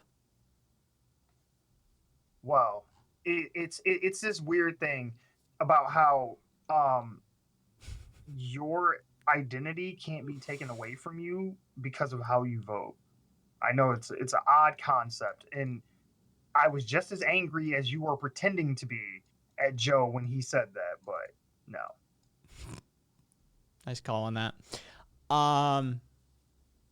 Yeah, and Kat just going at him saying, yes, because Trump is obviously the bastion of racial justice. No dicey history with African Americans at all. No. Mm-hmm.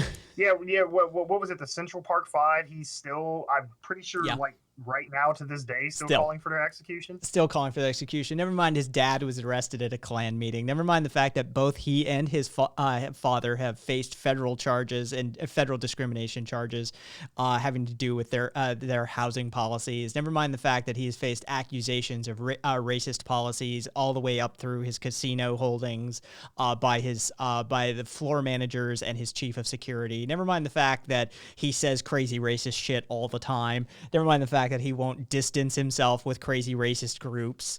All of that's fine though. At least Biden pretends he's not racist. I mean, hell, he doesn't support low-income housing in suburban neighborhoods, which would, disproportionately help African Americans. I mean, who the fuck do you think is moving into this low-income housing? Like, and Solaire's pointing out that, Like, why are they so obsessed with Idpol? Because they accuse the left of being snowflakes at the same time that they're always concerned about their feelings being hurt. They accuse the left of being obsessed with identity politics. Meanwhile, it's all about their identity. It's grand old projection, right? Like, this is the party of projection. They always are. They're constantly projecting. So yeah. Oh, we got multiple claims for the citations of sources here. Oh, Jesus Christ. Jack saw some chud streaming the title "What the Media Won't Show You," and he was playing InfoWars. Oh my God. Dude, if you're unironically streaming AJ these days, you're a fucking idiot. Like, even people I've known in my personal life that were like hardcore like InfoWars, like, you know, fucking fanatics, have in recent like months been like, yeah, you know, I've kind of fallen off the you know, the Alex Jones wagon.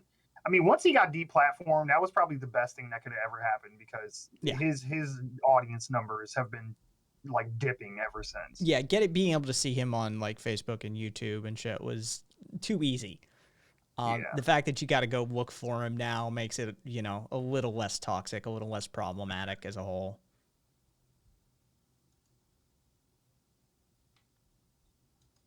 Oh, Jesus Christ. My guy, yeah, Jack, my guy probably thinks Proud Boys aren't a racist group. Yeah, never mind the fact that they are, but I mean, you know, we're in a post-truth, post-fact, subjectivist era.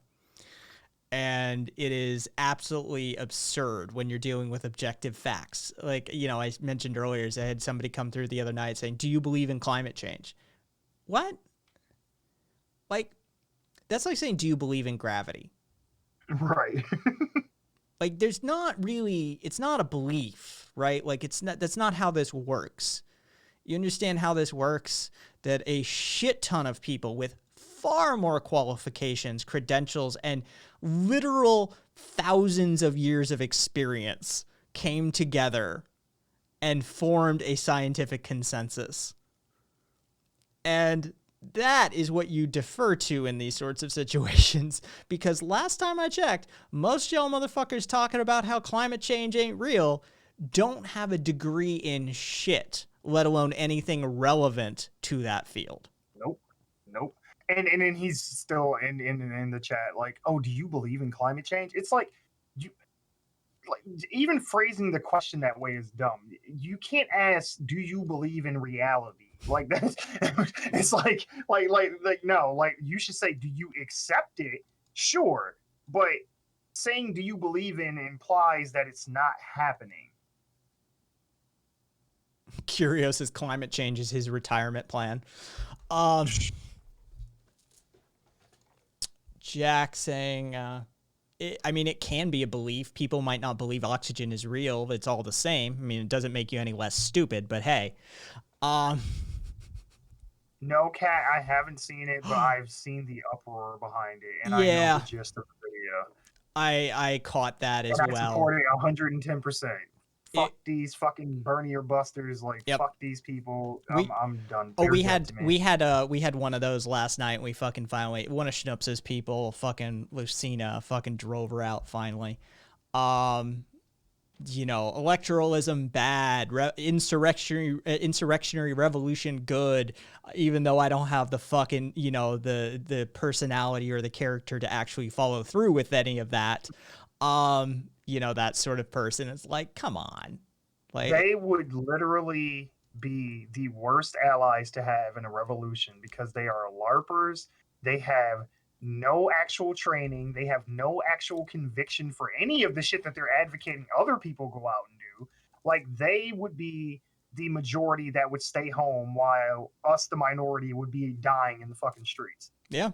See Belarus, see Lagos, see, you know, see Hong Kong, see, you know, it's... They would literally be, like, retweeting us being murdered in the streets, like, solidarity, like, okay.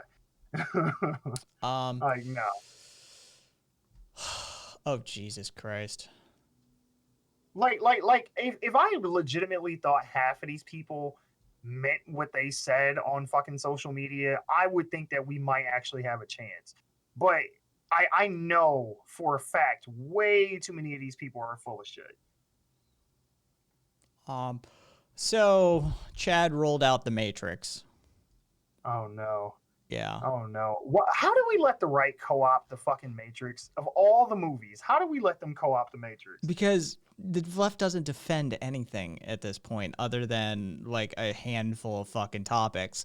Like, I mean, this is the thing, is things that are traditionally leftist ideologies, beliefs, properties, songs, movies, books have long been co-opted by the right. I mean, look at fucking Born in the USA. Look at, you know, look at Guthrie. Look at, I mean, apparently Kat just timed out Chad for 400 seconds saying he got boring. That he said he got boring. That's the mod note. I like it. I've stopped, like, once I used to, like, up until last week, I would have a hand in this, and I'd be like, well, you know, we weren't done with them and that sort of thing. After the last overturning I did of one of Kat's decisions and the absolute just devolution into shitfuckery that it became, I've decided I'm taking a very hands-off approach. Like, Kat, I'm going to trust your judgment. You got this. I'm going to let you go ahead. Nope. He is a high-quality mod. I trust him.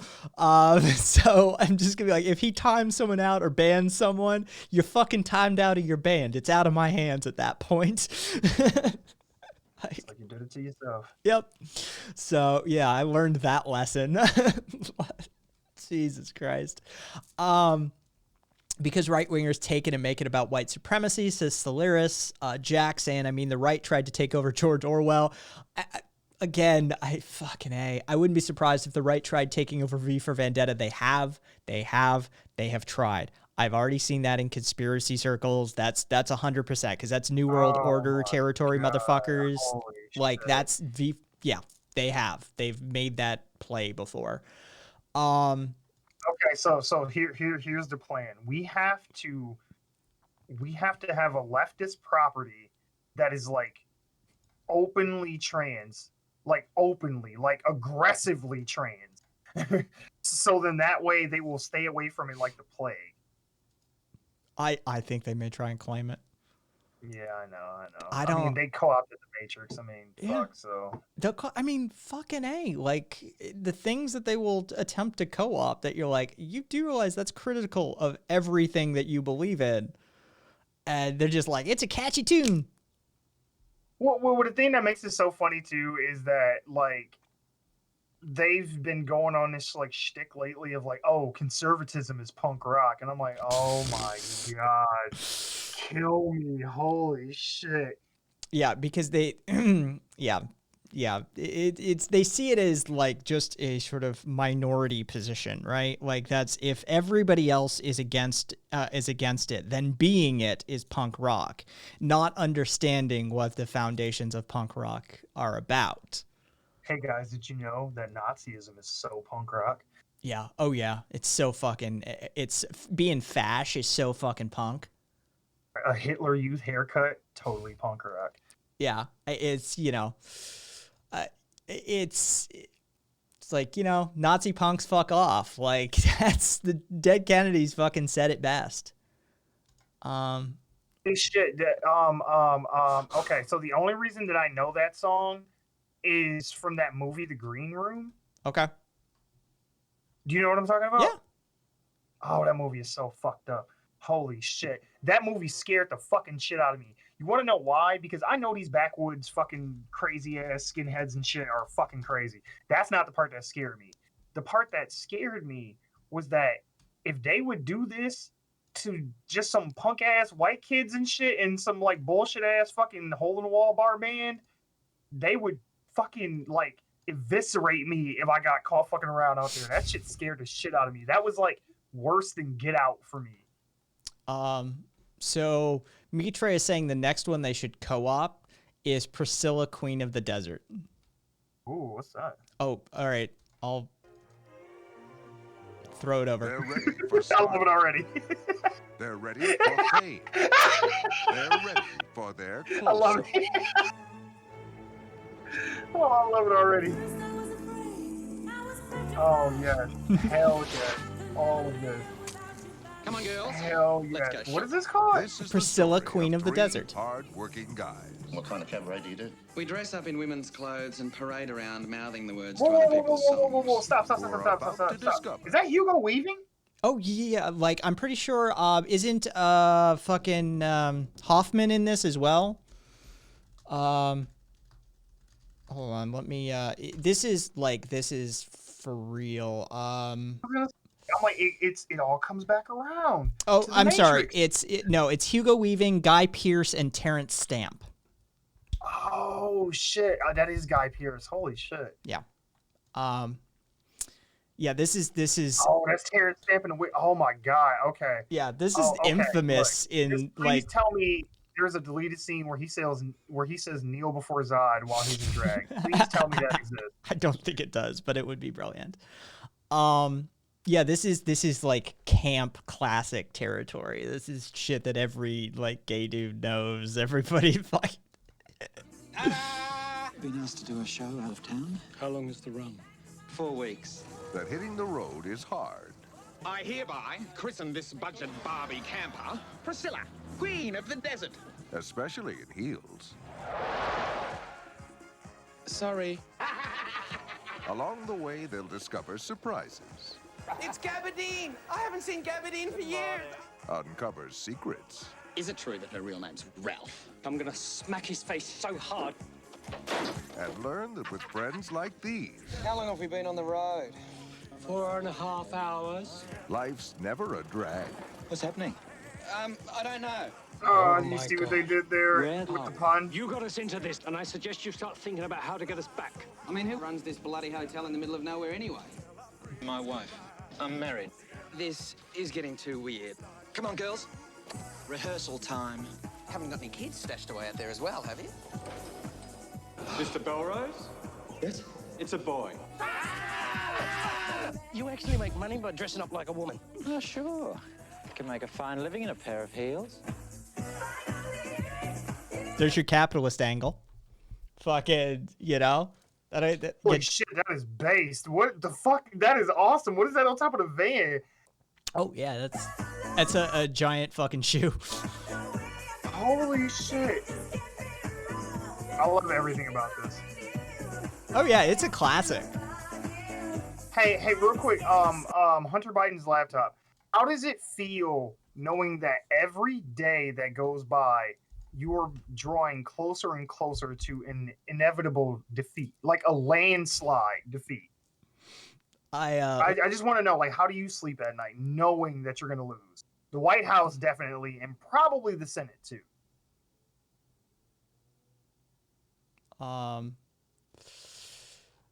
He's claiming that 90% of those who have had their sentences reduced are Black Americans as a result of the First Step Act, which is only 3,000 Americans which have been released from prison, which is a drop in the bucket if I'm doing my math correctly, because we have approximately 3.3 million people in prison.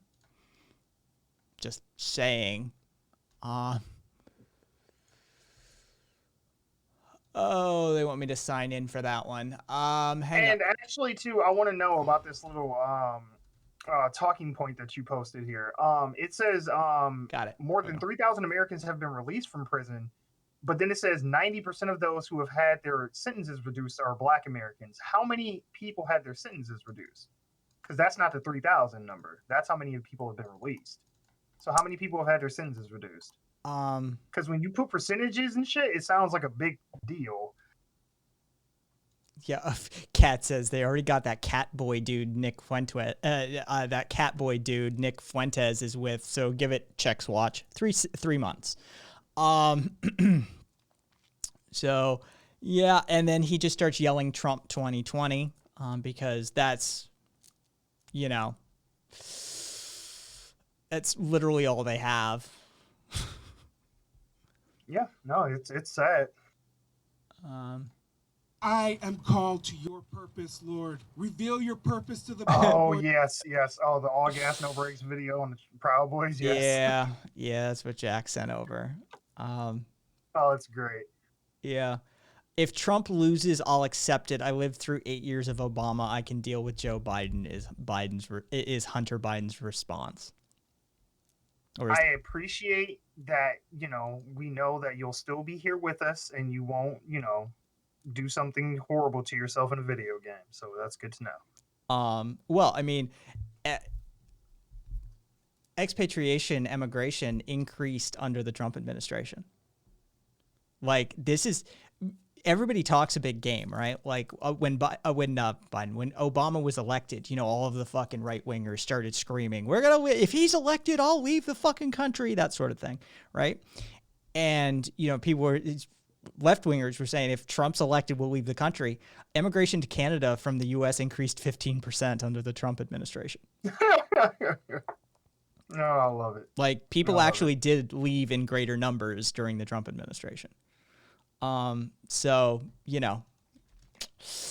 to his whole prison reform thing, I would argue that our prison population is so high and the prisons are so overpopulated that this was an inevitable result, that they were going to start reducing people's sentences to get them out early, because you can't put new people in prison if you got the old ones still stuck in there. And again, we have 1% of our population in prison at any given time, which is to the tune of 3-ish million people, right? You start throwing around numbers like 3,000. This is an inconsequential number. Right. Statistically, it's nothing. So, maybe come at me with some real prison reform. Jack, 3.3 million. That's like putting over half of the population of Costa Rica in prison. Yeah, it's almost like we have a whole prison industrial complex. Mm-hmm. We imprison more people. Oh, go ahead. Yeah, I was going to say, that whole abolishing slavery thing, that little asterisk that's next to it is important to keep in mind. Yeah, except, we imprison more people per capita and raw number than any other country on earth, including China. It doesn't matter how you talk about the prison population in the U.S., whether you're talking per capita or just the aggregate number as a whole, we imprison more people.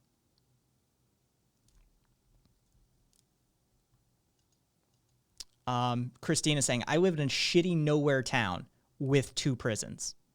Yep. We currently, Solaris, we currently are incarcerating at a rate of 698 per 100,000 people.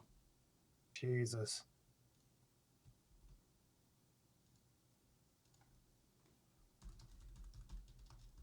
Meat Tray, I have a question for you, because you were talking about how the trailer we watched is an Australian classic. What is like the general population's relationship to trans people in Australia? Do you guys have the same like right-wing chuds that spew the same shit there that we do here? I assume so, but I'm just curious. Jack saying, you Americans are weird. Oh, that's one word for it, Jack. That's one word for it, I guess. I'd like to turn this stream off right now and just express my real viewpoint with SJ on fucking Discord. Let's just put it that way. I would have some choice adjectives that I would be using. Weird would not be in it, but I feel you. Yeah, and Solaris saying, we use prison for crimes that don't make sense. Wrote a bad check. Prison. Well, that is if they don't choke you to death in the meantime.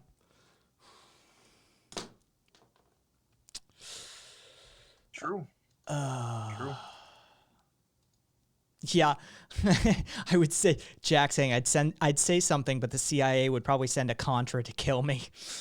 Wouldn't be the first time we did it. I mean, look at Bolivia. Good on them for fighting the fight, and largely due to the indigenous population, by the way. But how do you feel knowing Trump pays more in taxes to China than he does the USA? He pays more in taxes to every other country he does business in than the US. I saw America last, son. I saw the list today. He's paying more to everybody. America last. Yeah. Jack say, wouldn't be the first time Americans fucked us over. Won't be the last time either. Biden administration ain't gonna roll back any of that CIA coup, organization of American state nonsense that we do with South America and Central America. That, please, that shit ain't going away anytime soon. Right. So hey, celebrate this little victory we have in Bolivia right now while you can. Yeah, it's a huge fucking deal. And I mean, that's a big deal. Fucking that there was a win for once, that they actually managed to overturn the U.S. backed military coup of their democratically elected socialist government and socialist administration, and they managed to enforce the will of the people upon that military backed coup installed administration, and get back what they lost. Chat, oh my God. You're right, Kai. I need to realize that these people are arguing in bad faith, and no matter what you say to them, they will just pivot to the next talking point. Like he brings up like, oh, did Trump break tax laws? And Solaris is like, yes, he did actually. He hid his income. That's what he's getting nailed for by the Southern District of New York. And then he goes, oh wow, we should put him in prison. What? Yes. What? Congratulations, you self-aware wolf.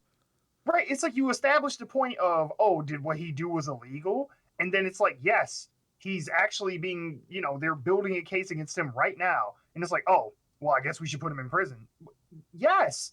Like, I don't understand. Like, you can't just keep pivoting to a new position. Oh, no, they will. I mean, one, because he's a 14-year-old virgin, and two, no sexually active, mature adult ends a conversation by saying, I'm going to go have sex with my girlfriend later, losers. Like, come on. That's the shit that a virgin middle schooler who's trying to attempt to, fluff up their ego a bit uses. And if you are an adult, if you're not a 14-year-old virgin, then bless your heart. Chad, I seriously doubt that you are unironically saying that you agree we should put Trump in prison for tax evasion. Yeah. I seriously doubt that. You argue in bad faith too much. There's no way that you're going to be believed that when you say that. Jack, going back a ways, he said, fun fact, recently in Panama, they found another mass grave hidden by the Americans after the invasion. They covered it in concrete to hide it, around 50 bodies. Jesus. Oh, I'm sorry, Solaris. Solaris wants some sex tonight, but the girlfriend lives too far away.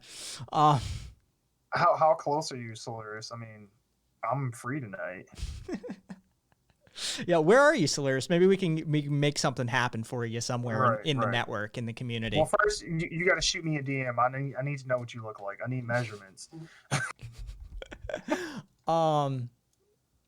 Yeah, Cat saying just point and laugh. Point and laugh. That's the best thing you can do in these situations with the ones who argue in bad faith. Yeah, Jack said looks at his hand. There is another.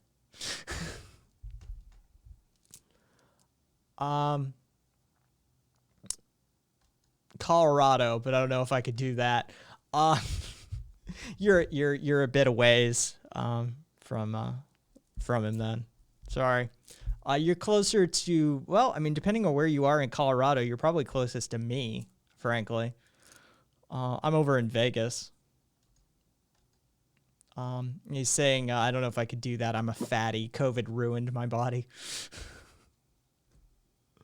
You and me both.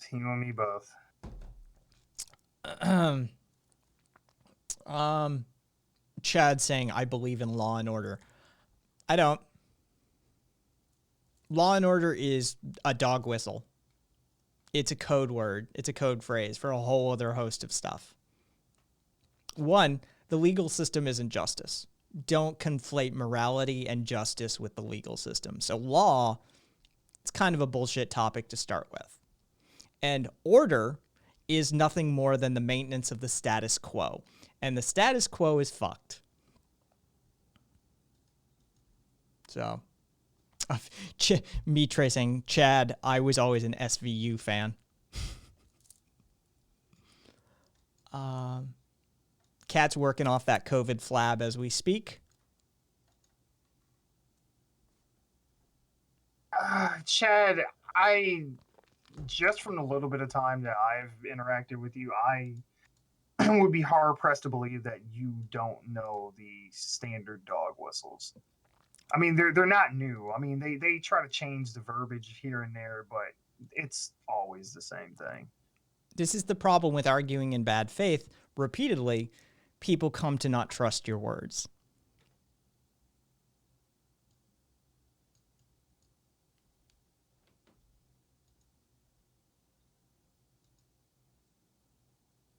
Oof, Solaris went from 180 to 280.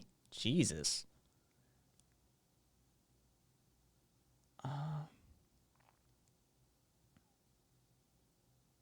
What's your job, Jack? Mitre was going well until last night when he ordered 5 McDonald's burgers at 2:30 a.m. Jesus, Mitre.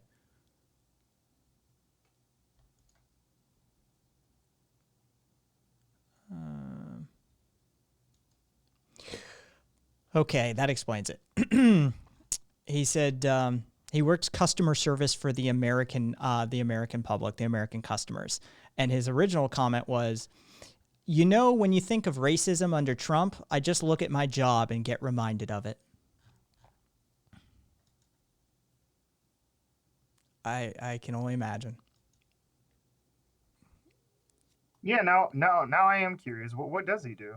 Oh, he works customer service for American customers, right? So yeah, different time zone, different area, outsourced to another country. I gotcha. Yeah, and so we call them complaining, and I'm sure spoken with an accent, the first thing that comes out of like 30% of the people's mouths is some racist shit.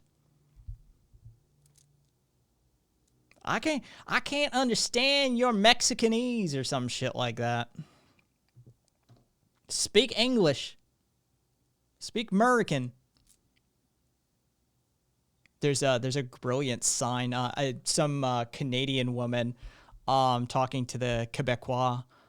She was holding a sign that said "Speak White."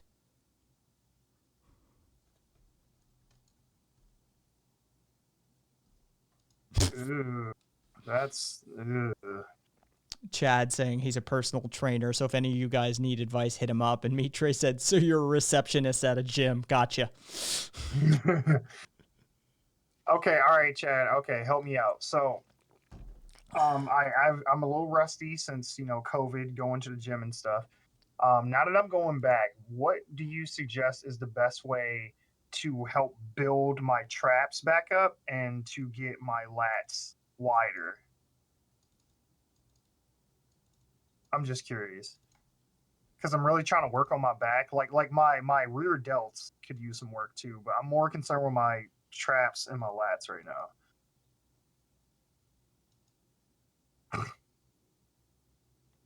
now. Jack agreed. Yep, it's basically what happens. And which is funny because he's credited as being 100% English fluent. Yeah, I just know, like, come on. Like, if you speak with an accent and you work a customer service phone bank job, and when Americans call you, 30% of the time, first thing out of their fucking mouth is going to be some racist shit. Jack, this doesn't sound like wish fulfillment at all. Kat, stop giving ideas. Kat actually knows fitness. Shut the fuck up, Kat. That's not the point of what he's asking. Oh, Jesus Christ, Betray.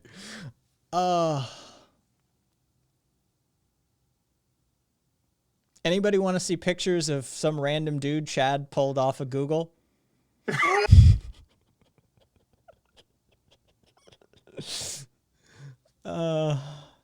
Okay, but you see, okay, all you saying is pull-ups though, but I obviously pull-ups Hey, work Phase my lats, 5. but I'm trying to get them wide quick. Exactly, Christy. I'm gonna reverse image search those motherfuckers. You know that, right? And I'm gonna look for Photoshop signs of photoshopping using forensic tools. So know that ahead of time. I'm warning you.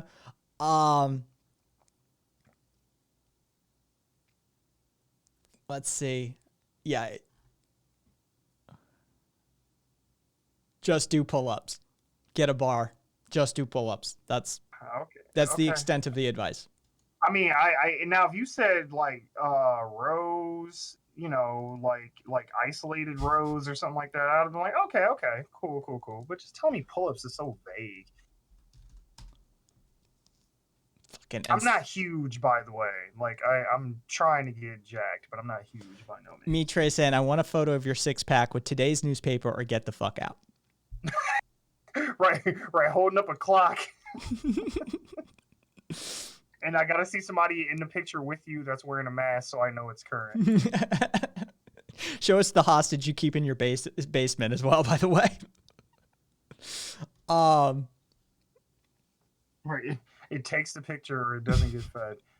Who was it was so Kat was there, Joe was there, Christina was there. I don't know if Zartos was around, but I did show a picture of me a few years ago when I was still in shape to the Fate crew that was shirtless and has like the 8-pack and the V down the front, the abdominal V and all of that sort of stuff. I used to be in fucking epic shape.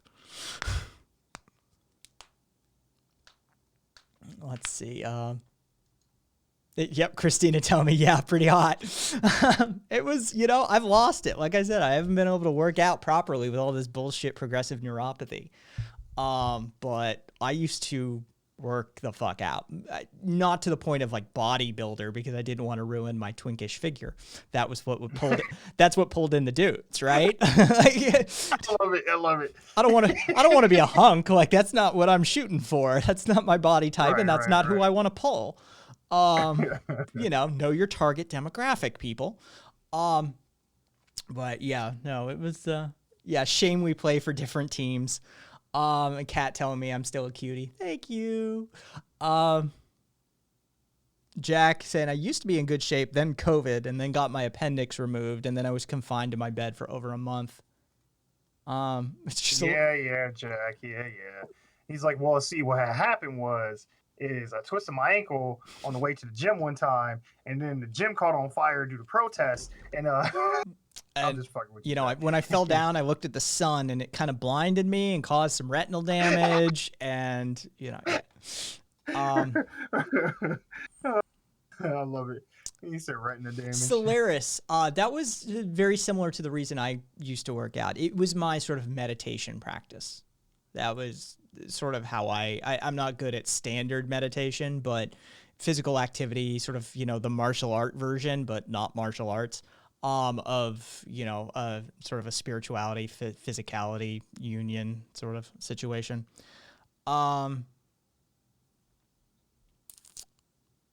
Yeah, Christina saying, SJ, that's exactly what happened to her. Right. 100%. She was like, oh, that's my life story. Yeah, fucking nailed it. Solaris, says, I love when I get DOMs. And for the DOMs is not dominance, it's delayed onset muscle soreness. In the stream that I'm currently in, I had to think about it for a second. I'm like, okay, which DOMs are they referring to? Yeah. Oh, Jesus Christ, Chad. I think he's just leaning into it at this point, and I kind of respect it a little more. I kind of do. He said, I just work out so I can convince female women to have consensual relationships with me. Nice. I think that's a conscious effort to lean into it, and I kind of appreciate it. Okay. So do we say nay to Chad? I want to see him now. Oh, we've yet to see a link to a photo. Yeah, I mean, come on, man. Like, I want to see it. You, not like, yeah. Not if I type fit 20-year-old male into Google and pull the first photo. You gotta put in alpha male specifically. Oh, that's right. No, not relationships, just relations, if you know what I mean. If you know what I'm saying. Yeah. I'm afraid you lefties will try to dox me. Dude, we don't give a shit about you. I was gonna say, you offered, see, you're just like Daddy Trump. See, you take a position, we challenge you on it, and then you immediately pivot. Like, you offered up the photos, we tell you to do it, and now you're making excuses immediately. You can literally crop your face out. You have, like, a supercomputer in your pocket. Like, come on, man. Yeah, like, nobody gives a shit about you.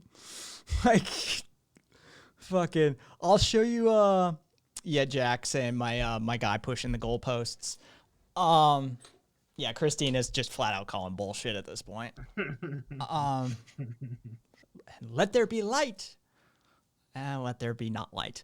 I connected my studio lighting to my Stream Deck, and I created a home bridge so I can control it with Siri as well. Nice. Yeah, I was doing a little fucking tech work yesterday. I mean, like, yeah, sure.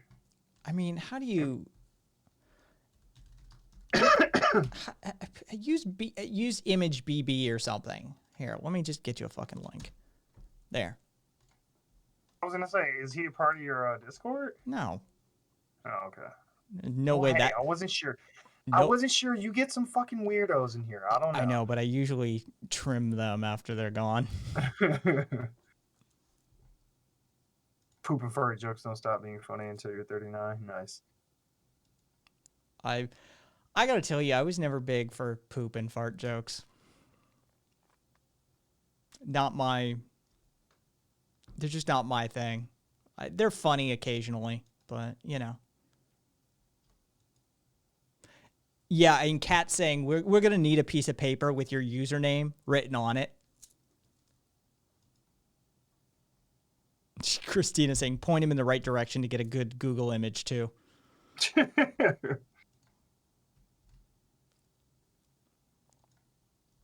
I'll catch you later, Mitre. Have fun in class. Peace.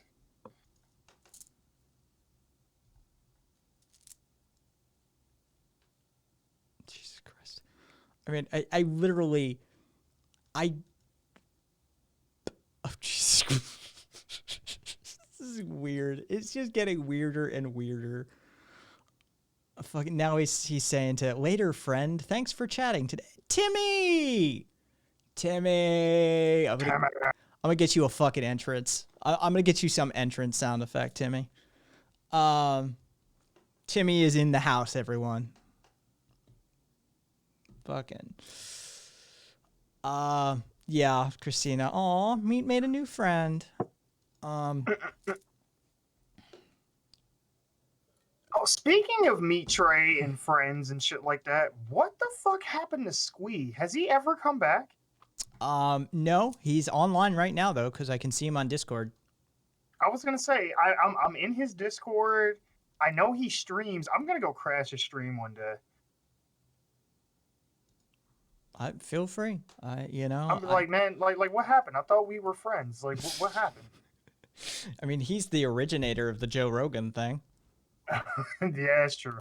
That's true. Oh my god, you should see my fucking YouTube comment section. It's like, bro. I don't know if anybody's told you this, bro. I saw that clickbait stream you did. I wanted the real haters, motherfucker. They were real. We were watching that clickbait shit. I was like, come on, bring on the haters. Bring on the haters. Like, oh, fuck this. Yeah, it wasn't the good ones, no. And so, yeah, fucking, you should, like, I mean, there's room for shtick, right? Like, you should do like a scripted episode as Rogan. Oh, I know, it'd be so funny. One day, if I ever get like a setup to where I can like do shit like that, I would totally like try and mock or like make a mock-up of his like studio setup for his podcast. Like if I knew someone who was good at like editing and Photoshop and all that kind of shit and green screens and shit, I would totally have them like put me in like interviewing Shapiro or some shit. That would be great. You can contract that stuff out for a fairly decent price if you know where to look. Hell yeah, look, apparently so. If I can get a fucking psych eval cheat sheet for the fucking police force, I can Fiverr anything, apparently. Reddit also has a really fucked up subreddit called Slave Labor with a U. Oh, no. Where people offer up services like that for like ridiculous prices because they're in tough spots. All right, Slurs, enjoy your smoke.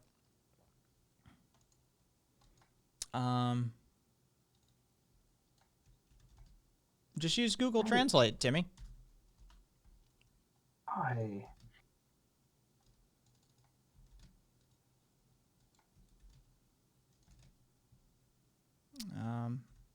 Yeah, just copy and paste it into Google Translate. You'll get it. Oh, I forgot that existed. So anybody seen the image link yet? Did I miss that in chat?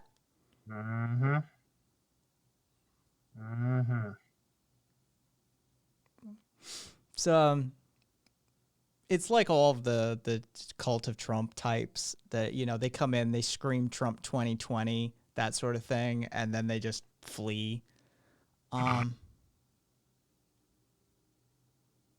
trying. Is it like a notice me senpai thing, or is it just like I don't get it? It's their form of quote unquote praxis, though. I mean, praxis would require like theory, action, and reflection, right? There's sort of the three components of praxis.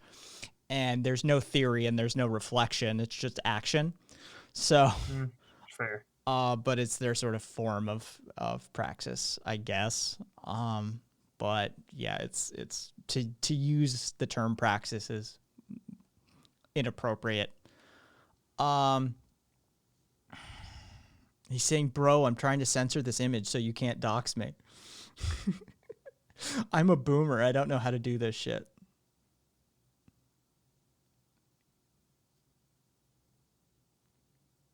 Yeah, Christine's just saying, oh my God, just cut your face out. Yes, and yeah, Timmy, it basically, meant hello, comrade Timmy. That's basically what the Cyrillic that Cat pumped into chat meant. Let's see, do I have any? Okay, real quick. Sure. I can almost guarantee you there's, a little less than 20 people who will see this at this moment. Mm-hmm. If anyone sees your face, no one here cares enough to dox you. Like, I promise you, no one here cares enough to dox you. You have made no physical threats against me, nor have you caused me any undue distress. Therefore, I have no fucking reason to. And I mean, hey, think of it this way. Maybe this will be like a exposure therapy. Like, you can do the fall of trust into our arms, and we will catch you. Yep. And then maybe you won't think leftists are so bad. Well, that, and we'll stop making fun of you. Yeah, that too. That, like, we're telling you, put up or shut up, and if you put up, we'll shut up. Like, that's how that works. Like, if you actually, but yeah, it's, dude, I've got a lot of experience dealing with the sort of right-wing conservatism and that sort of thing, and they always use these same sort of tactics. They are arguing in bad faith, but also this sort of abrupt nature of how they engage. Like, they will literally just sort of, I always liken it to the visual imagery of it. Like, they literally like kick in a door and just scream Trump 2020. Like, like, imagine doing this in real life. Like, Trump 2020 libtards. Like, That is the craziest fucking way of behaving usually. And so, those types you usually challenge, Hunter Biden's laptop. You challenge them and they'll argue in bad faith. They'll pivot, they'll move goalposts. And you end up, where we ended up with Hunter Biden's laptop.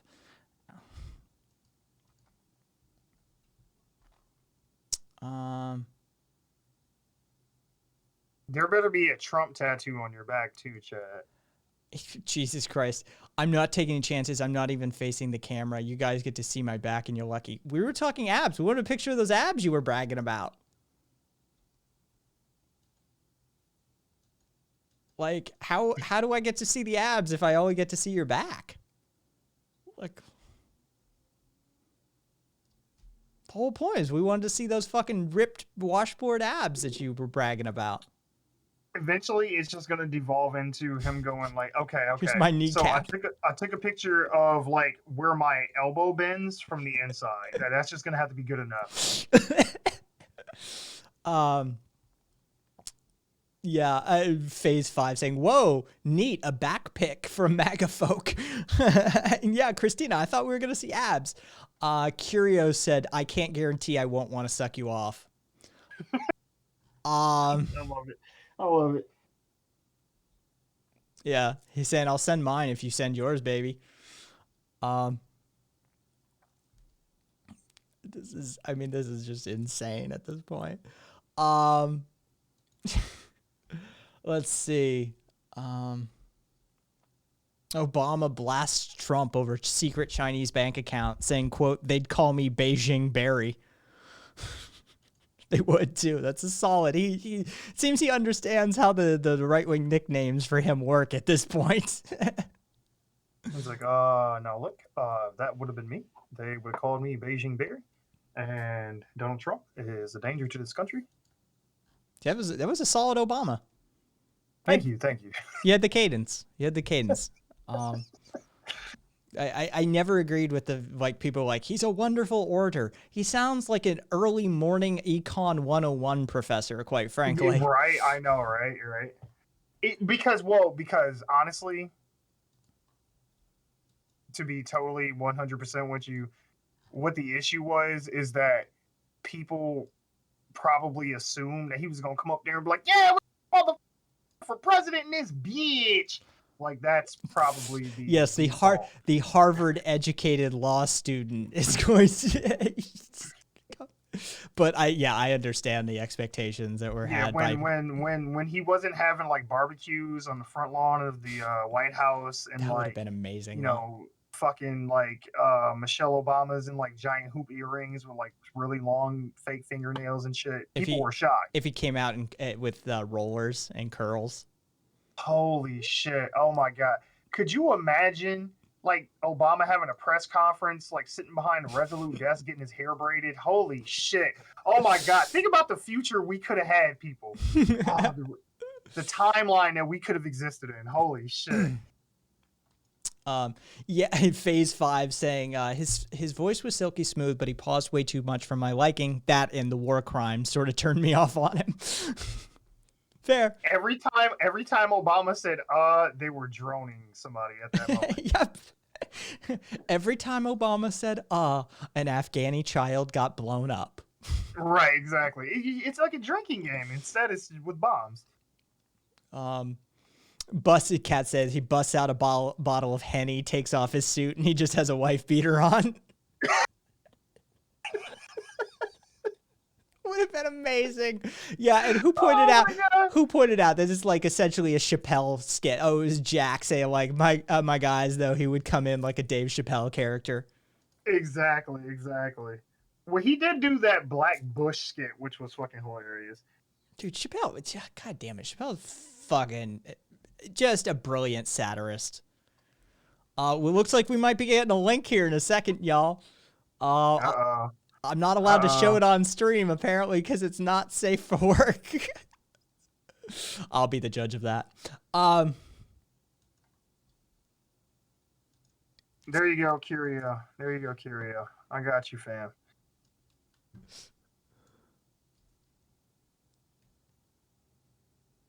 I love the one with Biden. I love the one with Biden though.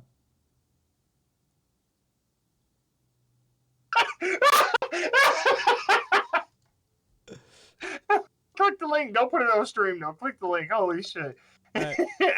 Going now. Going now. Oh shit.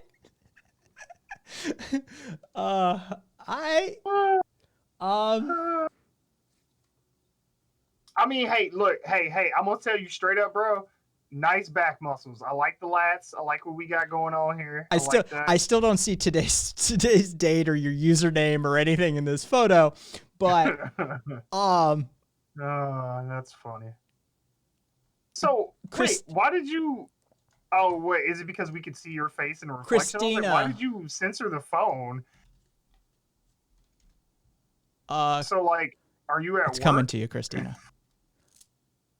Are you like taking these like personally?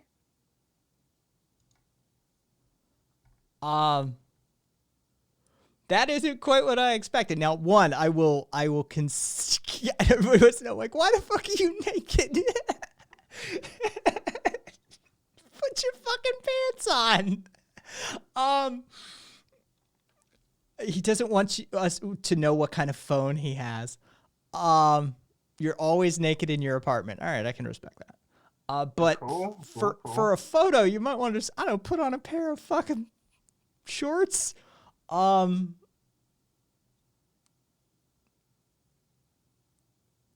Okay, so he is fairly well ripped. If this is in fact the photo, again, no today's newspaper on it. I still can't get no today's newspaper. I still can't get over that. You just showing your bare ass. I mean, hey, look, more props to you. Hey, you know Respect. what? I give you tons of credit for doing it. I mean, nobody wanted a photo of your ass, but No, but I mean, hey. Look at that white ass. God damn. Don't look too closely. You might go blind. Is that the sun that you looked into and burned out your retinas on the way to the gym? The moon, I should say. Christina pointing out the butt cheek clench.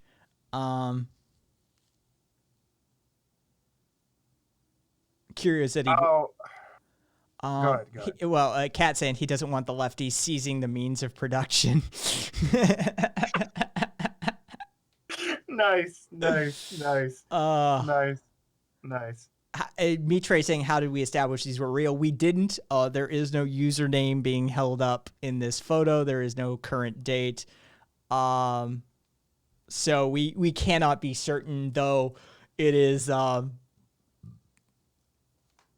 Jack saying, someone else do the reverse image search. My eyes have burned. Yes. Right meat's name on the left butt cheek. Yes, right meat tray on your left butt cheek. Now retake the photo.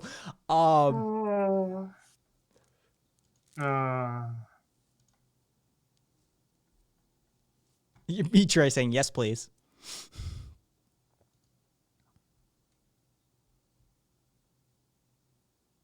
Solaris saying it's about as convincing as the Hunter Biden emails. Right, I'm gonna need you to smoke crack in the next picture, please.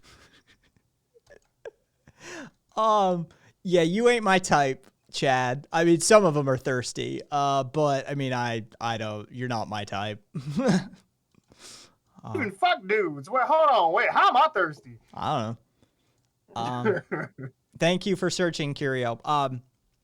But yeah. Let's just put it this way: SJ's closer to my type than you are.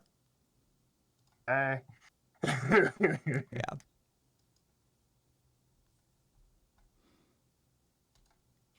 And by that he means like mildly attractive biracial dude.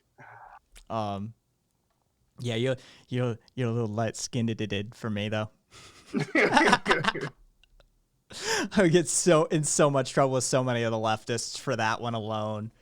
Oh no. Yeah. Now somebody was asking me the other day whether I thought not being attracted to certain races like sexually if that's racist or not. And I'm like, I don't think so. Just like I don't think if you're not attracted to trans people, you're transphobic. Like, no. I I'm usually like, that's tell just your sexual preference. I tell people that's an incredibly dangerous, slippery slope to engage in, and I wall off sex and attraction. That you know, you don't want to go there. You don't want to go there.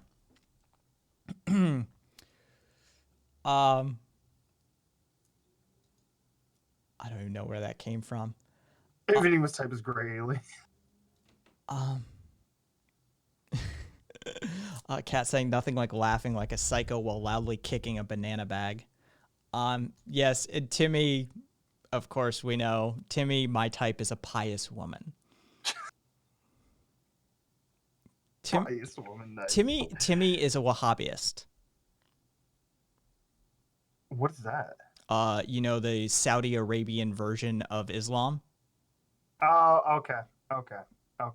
Gotcha. He's the origin of the gay and Jannah flag. Yeah, Cat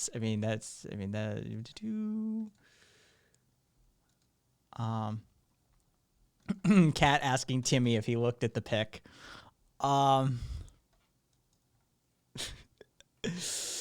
Oh yeah, we adore her. You should have been here for that conversation that night. It was absolutely insane, and we love it.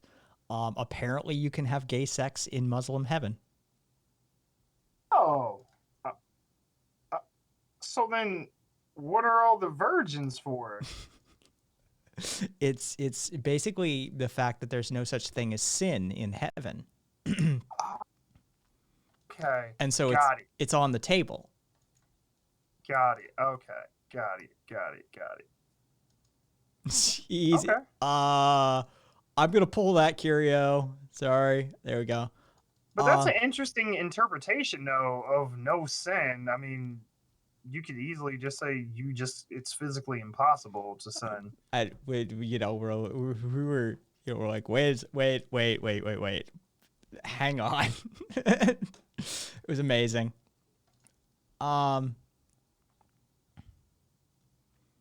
Yeah, Phase 5 saying, neat, good for Muslim heaven being progressive. Right, I know, right? Now, if only we could extend that to the earth.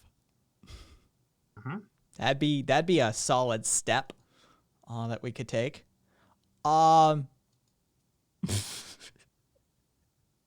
Chad, I am coming to appreciate you a bit more. I will never agree with most of what you believe in, but I'm sure you feel similarly towards me as well. But have fun, have a good evening, and enjoy whatever carnal recreation you may or may not be getting up to. She's a legal adult. Oh, nice. I really hope that that's not ironic. Oh, God. Best chat ever, I think so. I don't know. We'll see. Just Cat just saying, I'm glad that she's legal. Oh,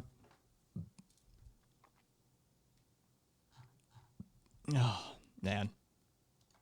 It has been a very strange stream. Let's just put it that way.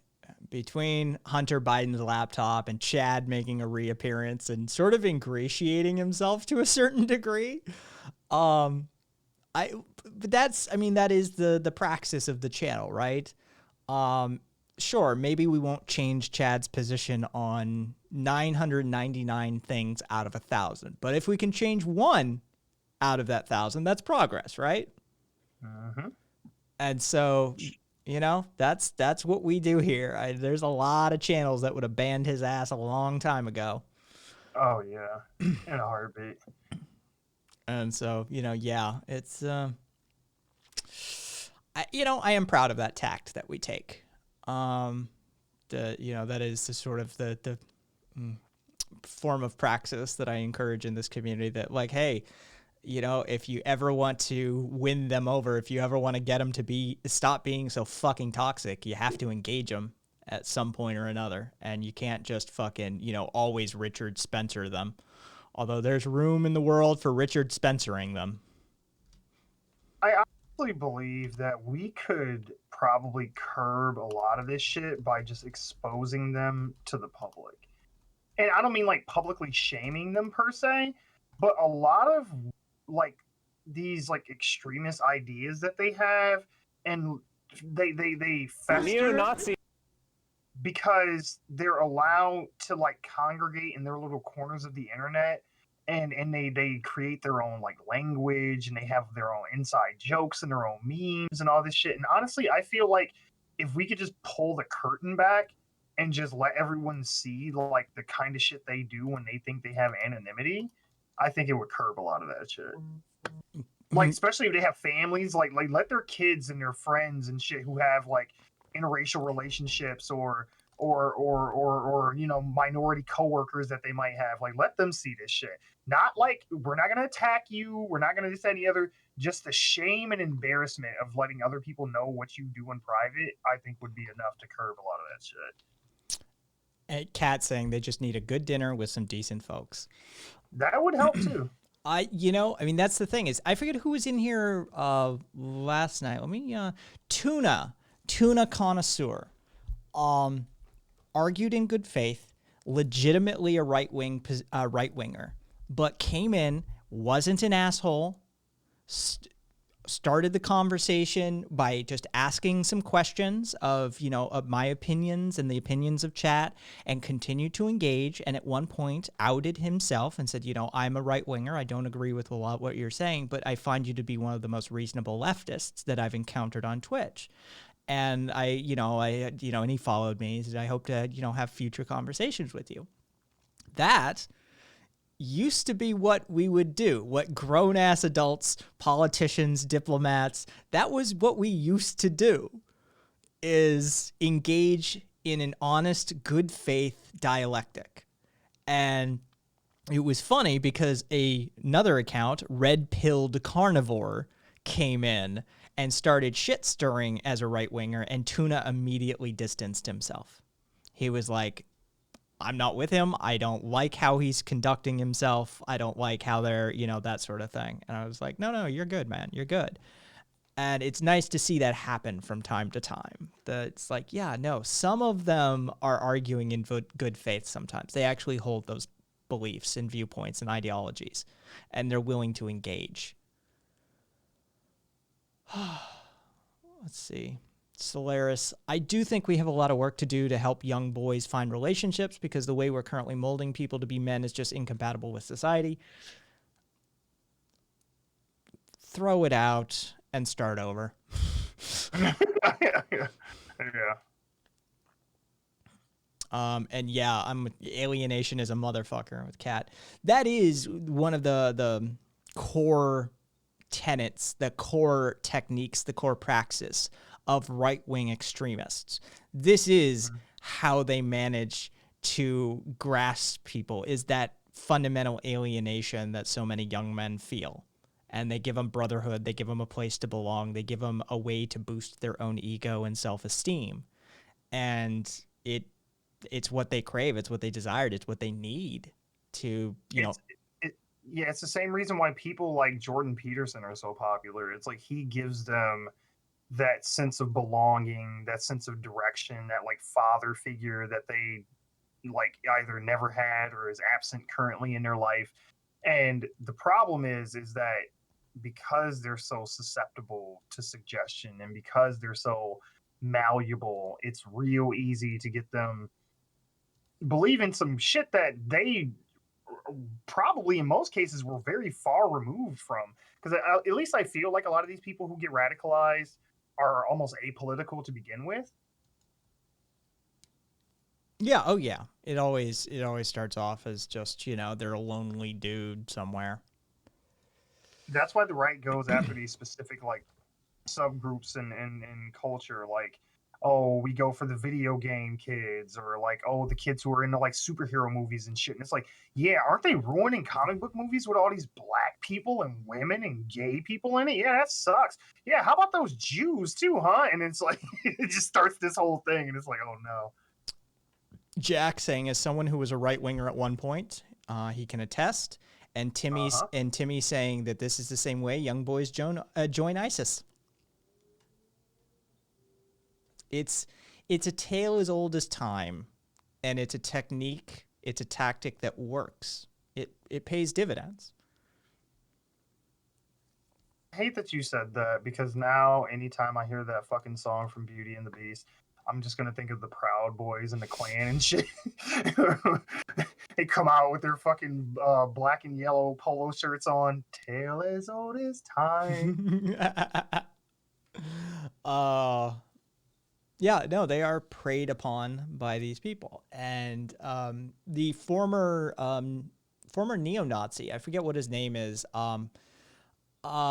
but he talks extensively about the rebranding and re-imaging of white supremacy in America, and how, you know, they dropped the skinhead, the boots, that sort of thing. They went for the suit and tie, and the, you know, that's all of that sort of stuff, and that's part of it. Is, you know, the classic alienated youth, male youth specifically, because let's face it, there's nothing really more dangerous on this planet than an angry 18-year-old. Yeah. I mean, yeah. You take an angry teenage male and you pump him full of fucking doctrine and dogma, and you put an AK-47 in his hands and you point him in a direction you want him to go.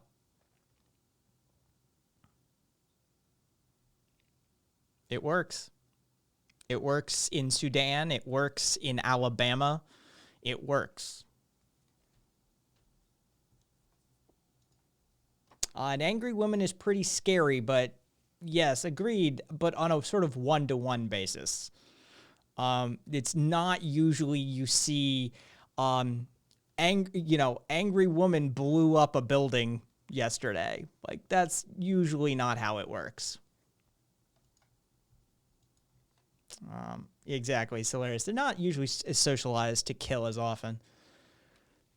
It's, yeah, the male testosterone's a bitch. Let's just put it that way. Testosterone's a motherfucker.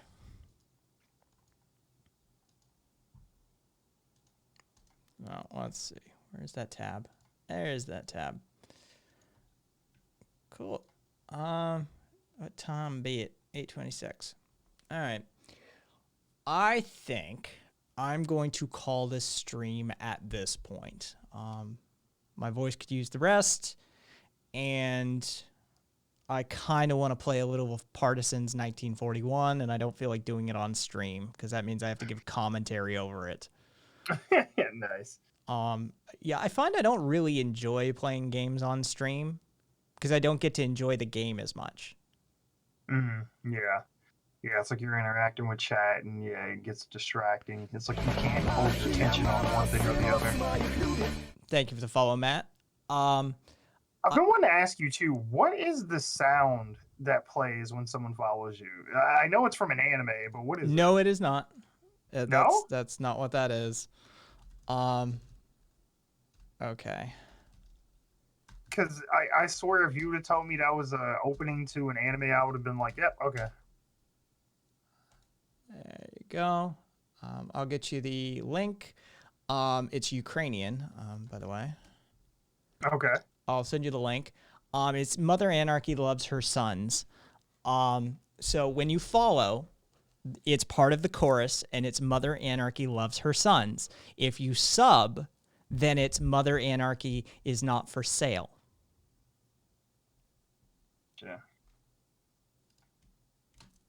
But it's a Ukrainian anarchist song, and, you know, yeah, you can thank Kat for that one, and fucking, yeah, it's Ukrainian anarchists, rock song about, you know, that sort of thing. I can assure you I'm not your history teacher. That I can assure you. But he can teach you about anarchism, though. Yeah. If you wanted to, you know, and certain various points of history, especially policing history, which is uncomfortable to know as much I do about it at this point, given my distaste for them. But best to know your enemy's history, right? But yeah, I will take it as a compliment. Take care, have fun, be as well as you can be wherever you're headed to next. So, yep, I'm going to. Are we at the? I kind of like to hit 3 hours as a bare minimum, like nice even number. But yeah, we were talking about on Discord the other day, actually, during what would have been a Fate session. That, you know, when Cyberpunk comes out, like if I play that on stream, like Cat's in charge of chat. Like I'm not even looking at chat. Like he owns chat at that point. Like I will not. Like you people are dead to me. Yeah, basically. Like no, like if I'm playing it on stream, mods are in charge of chat. Like it's that simple. Maybe I'll put chat on a side window or something like that and glance at it occasionally. But I've been looking forward to this goddamn game for 7 goddamn years. All right. I want to play this fucking game and I want to enjoy it. And if I have to do it on stream, then, you know, it's a whole fucking thing. The character creation phase is going to be absolutely absurd for some people. I know some people are going to go batshit insane with that character creation. Oh yeah, for sure. I just, have you seen the memes already? No. Oh yeah. I've been trying to avoid it. Like the last thing that I really looked into Cyberpunk was after E3 when Keanu came out and they showed a new trailer. And then I talked about the crunch. But other than that, I've tried to stay away from news on it. Yeah, I don't watch any of the Night Wires or any of that sort of stuff. The only thing I ever saw was the live demo play, that first initial 45-minute live demo play that they released. I watched the shit out of that. Holy shit. But you can customize your the size and shape of your genitals. Holy shit, are you serious? Yes. And so the memes are already like, you know, people, like fucking 9-foot fucking dongs to like, it's just fucking ridiculous. It's like my character doesn't have legs; he just walks on his balls and shit. Yeah, like it's apparently the character customization is going to be extensive. Nice. That's what all that crunch was for. They was like, hey, we got to be able to make the titties as big as the physics engine will allow. So that means y'all motherfuckers got to work 7 days a week until this shit is done. Yep. Then so be it. Like we need independent dong and ball physics. God damn it. Oh hell yeah, yeah. They like worked with like the people who did Dr. Manhattan for the Watchmen movie and shit. Oh yeah, that's gonna be great. It's absurd. It may be, Timmy. I don't know. Timmy saying a hijab should be an option. It may be. They have an extensive clothing engine for the clothing alone to handle the textures and the layering. Apparently, you can layer the clothes, so you can take like a parka and put a bulletproof vest over it, and it will layer and not clip. Wow. Yeah. It's like they've put a lot of work into some of the back end technology of this game. And so, you know, yeah, it's like I don't know any of the, like, I've been keeping away from plot stuff and world building stuff, right? But I know about some of the like engine stuff and the actual tech behind it. They have independent physics modeling done for the vehicle breakups. So basically, like, every vehicle crash will sort of be unique. So yeah, like your car crashes are going to be spectacular and unique basically every time. Yeah, there's a whole host of like lighting and some really interesting optimization done behind the scenes with like low res textures versus high res textures and the pipeline they use to put all of that in. And the lip syncing engine works in 10 different languages. So all of the NPCs, all of the main characters use this lip syncing engine. And so they can just sort of, they can take the audio recording, pump it through the engine of the voice actor. They can take the voice actor's work, pump it through the engine, and the character model will accurately, or at least as close as they could get it, lip sync to it automatically in 10 different languages. Wow. And so, yeah, it's an impressive piece of technology. And there's apparently a whole host of customization that the engine allows for under the hood. So the mods that the community are going to be able to make, maybe some of the most extensive and impressive mods ever done to a video game. Like there's access under the hood that is should be interesting.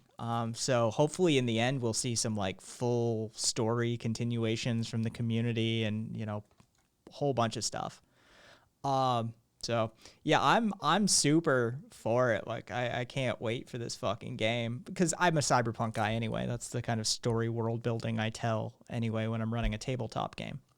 But yeah. I just don't know who what version of V I'll be playing, male or female yet. Because I usually go with a fairly stock. I don't customize the character. I customize the hair color maybe and maybe the hairstyle. But as far as all that like facial feature shit and that people get into, I'm like, I don't care. Just start the goddamn game. Yeah, for the most part. I mean, unless there's like a lot of cutscenes where you're looking in third person. I mean, it's a first person shooter, right? Oh, the cutscenes are interactive as well. Oh shit, sweet. Yeah, like, but I mean, are you in first or third person during the cutscene? There are both. Okay. Yeah. Because I'm like, if you're in first person, it's like I literally don't care what my character looks like because I never see it. Yeah. Well, you'll see it in the mirrors and in the water reflections. Yeah. The ray tracing apparently is very well done as well.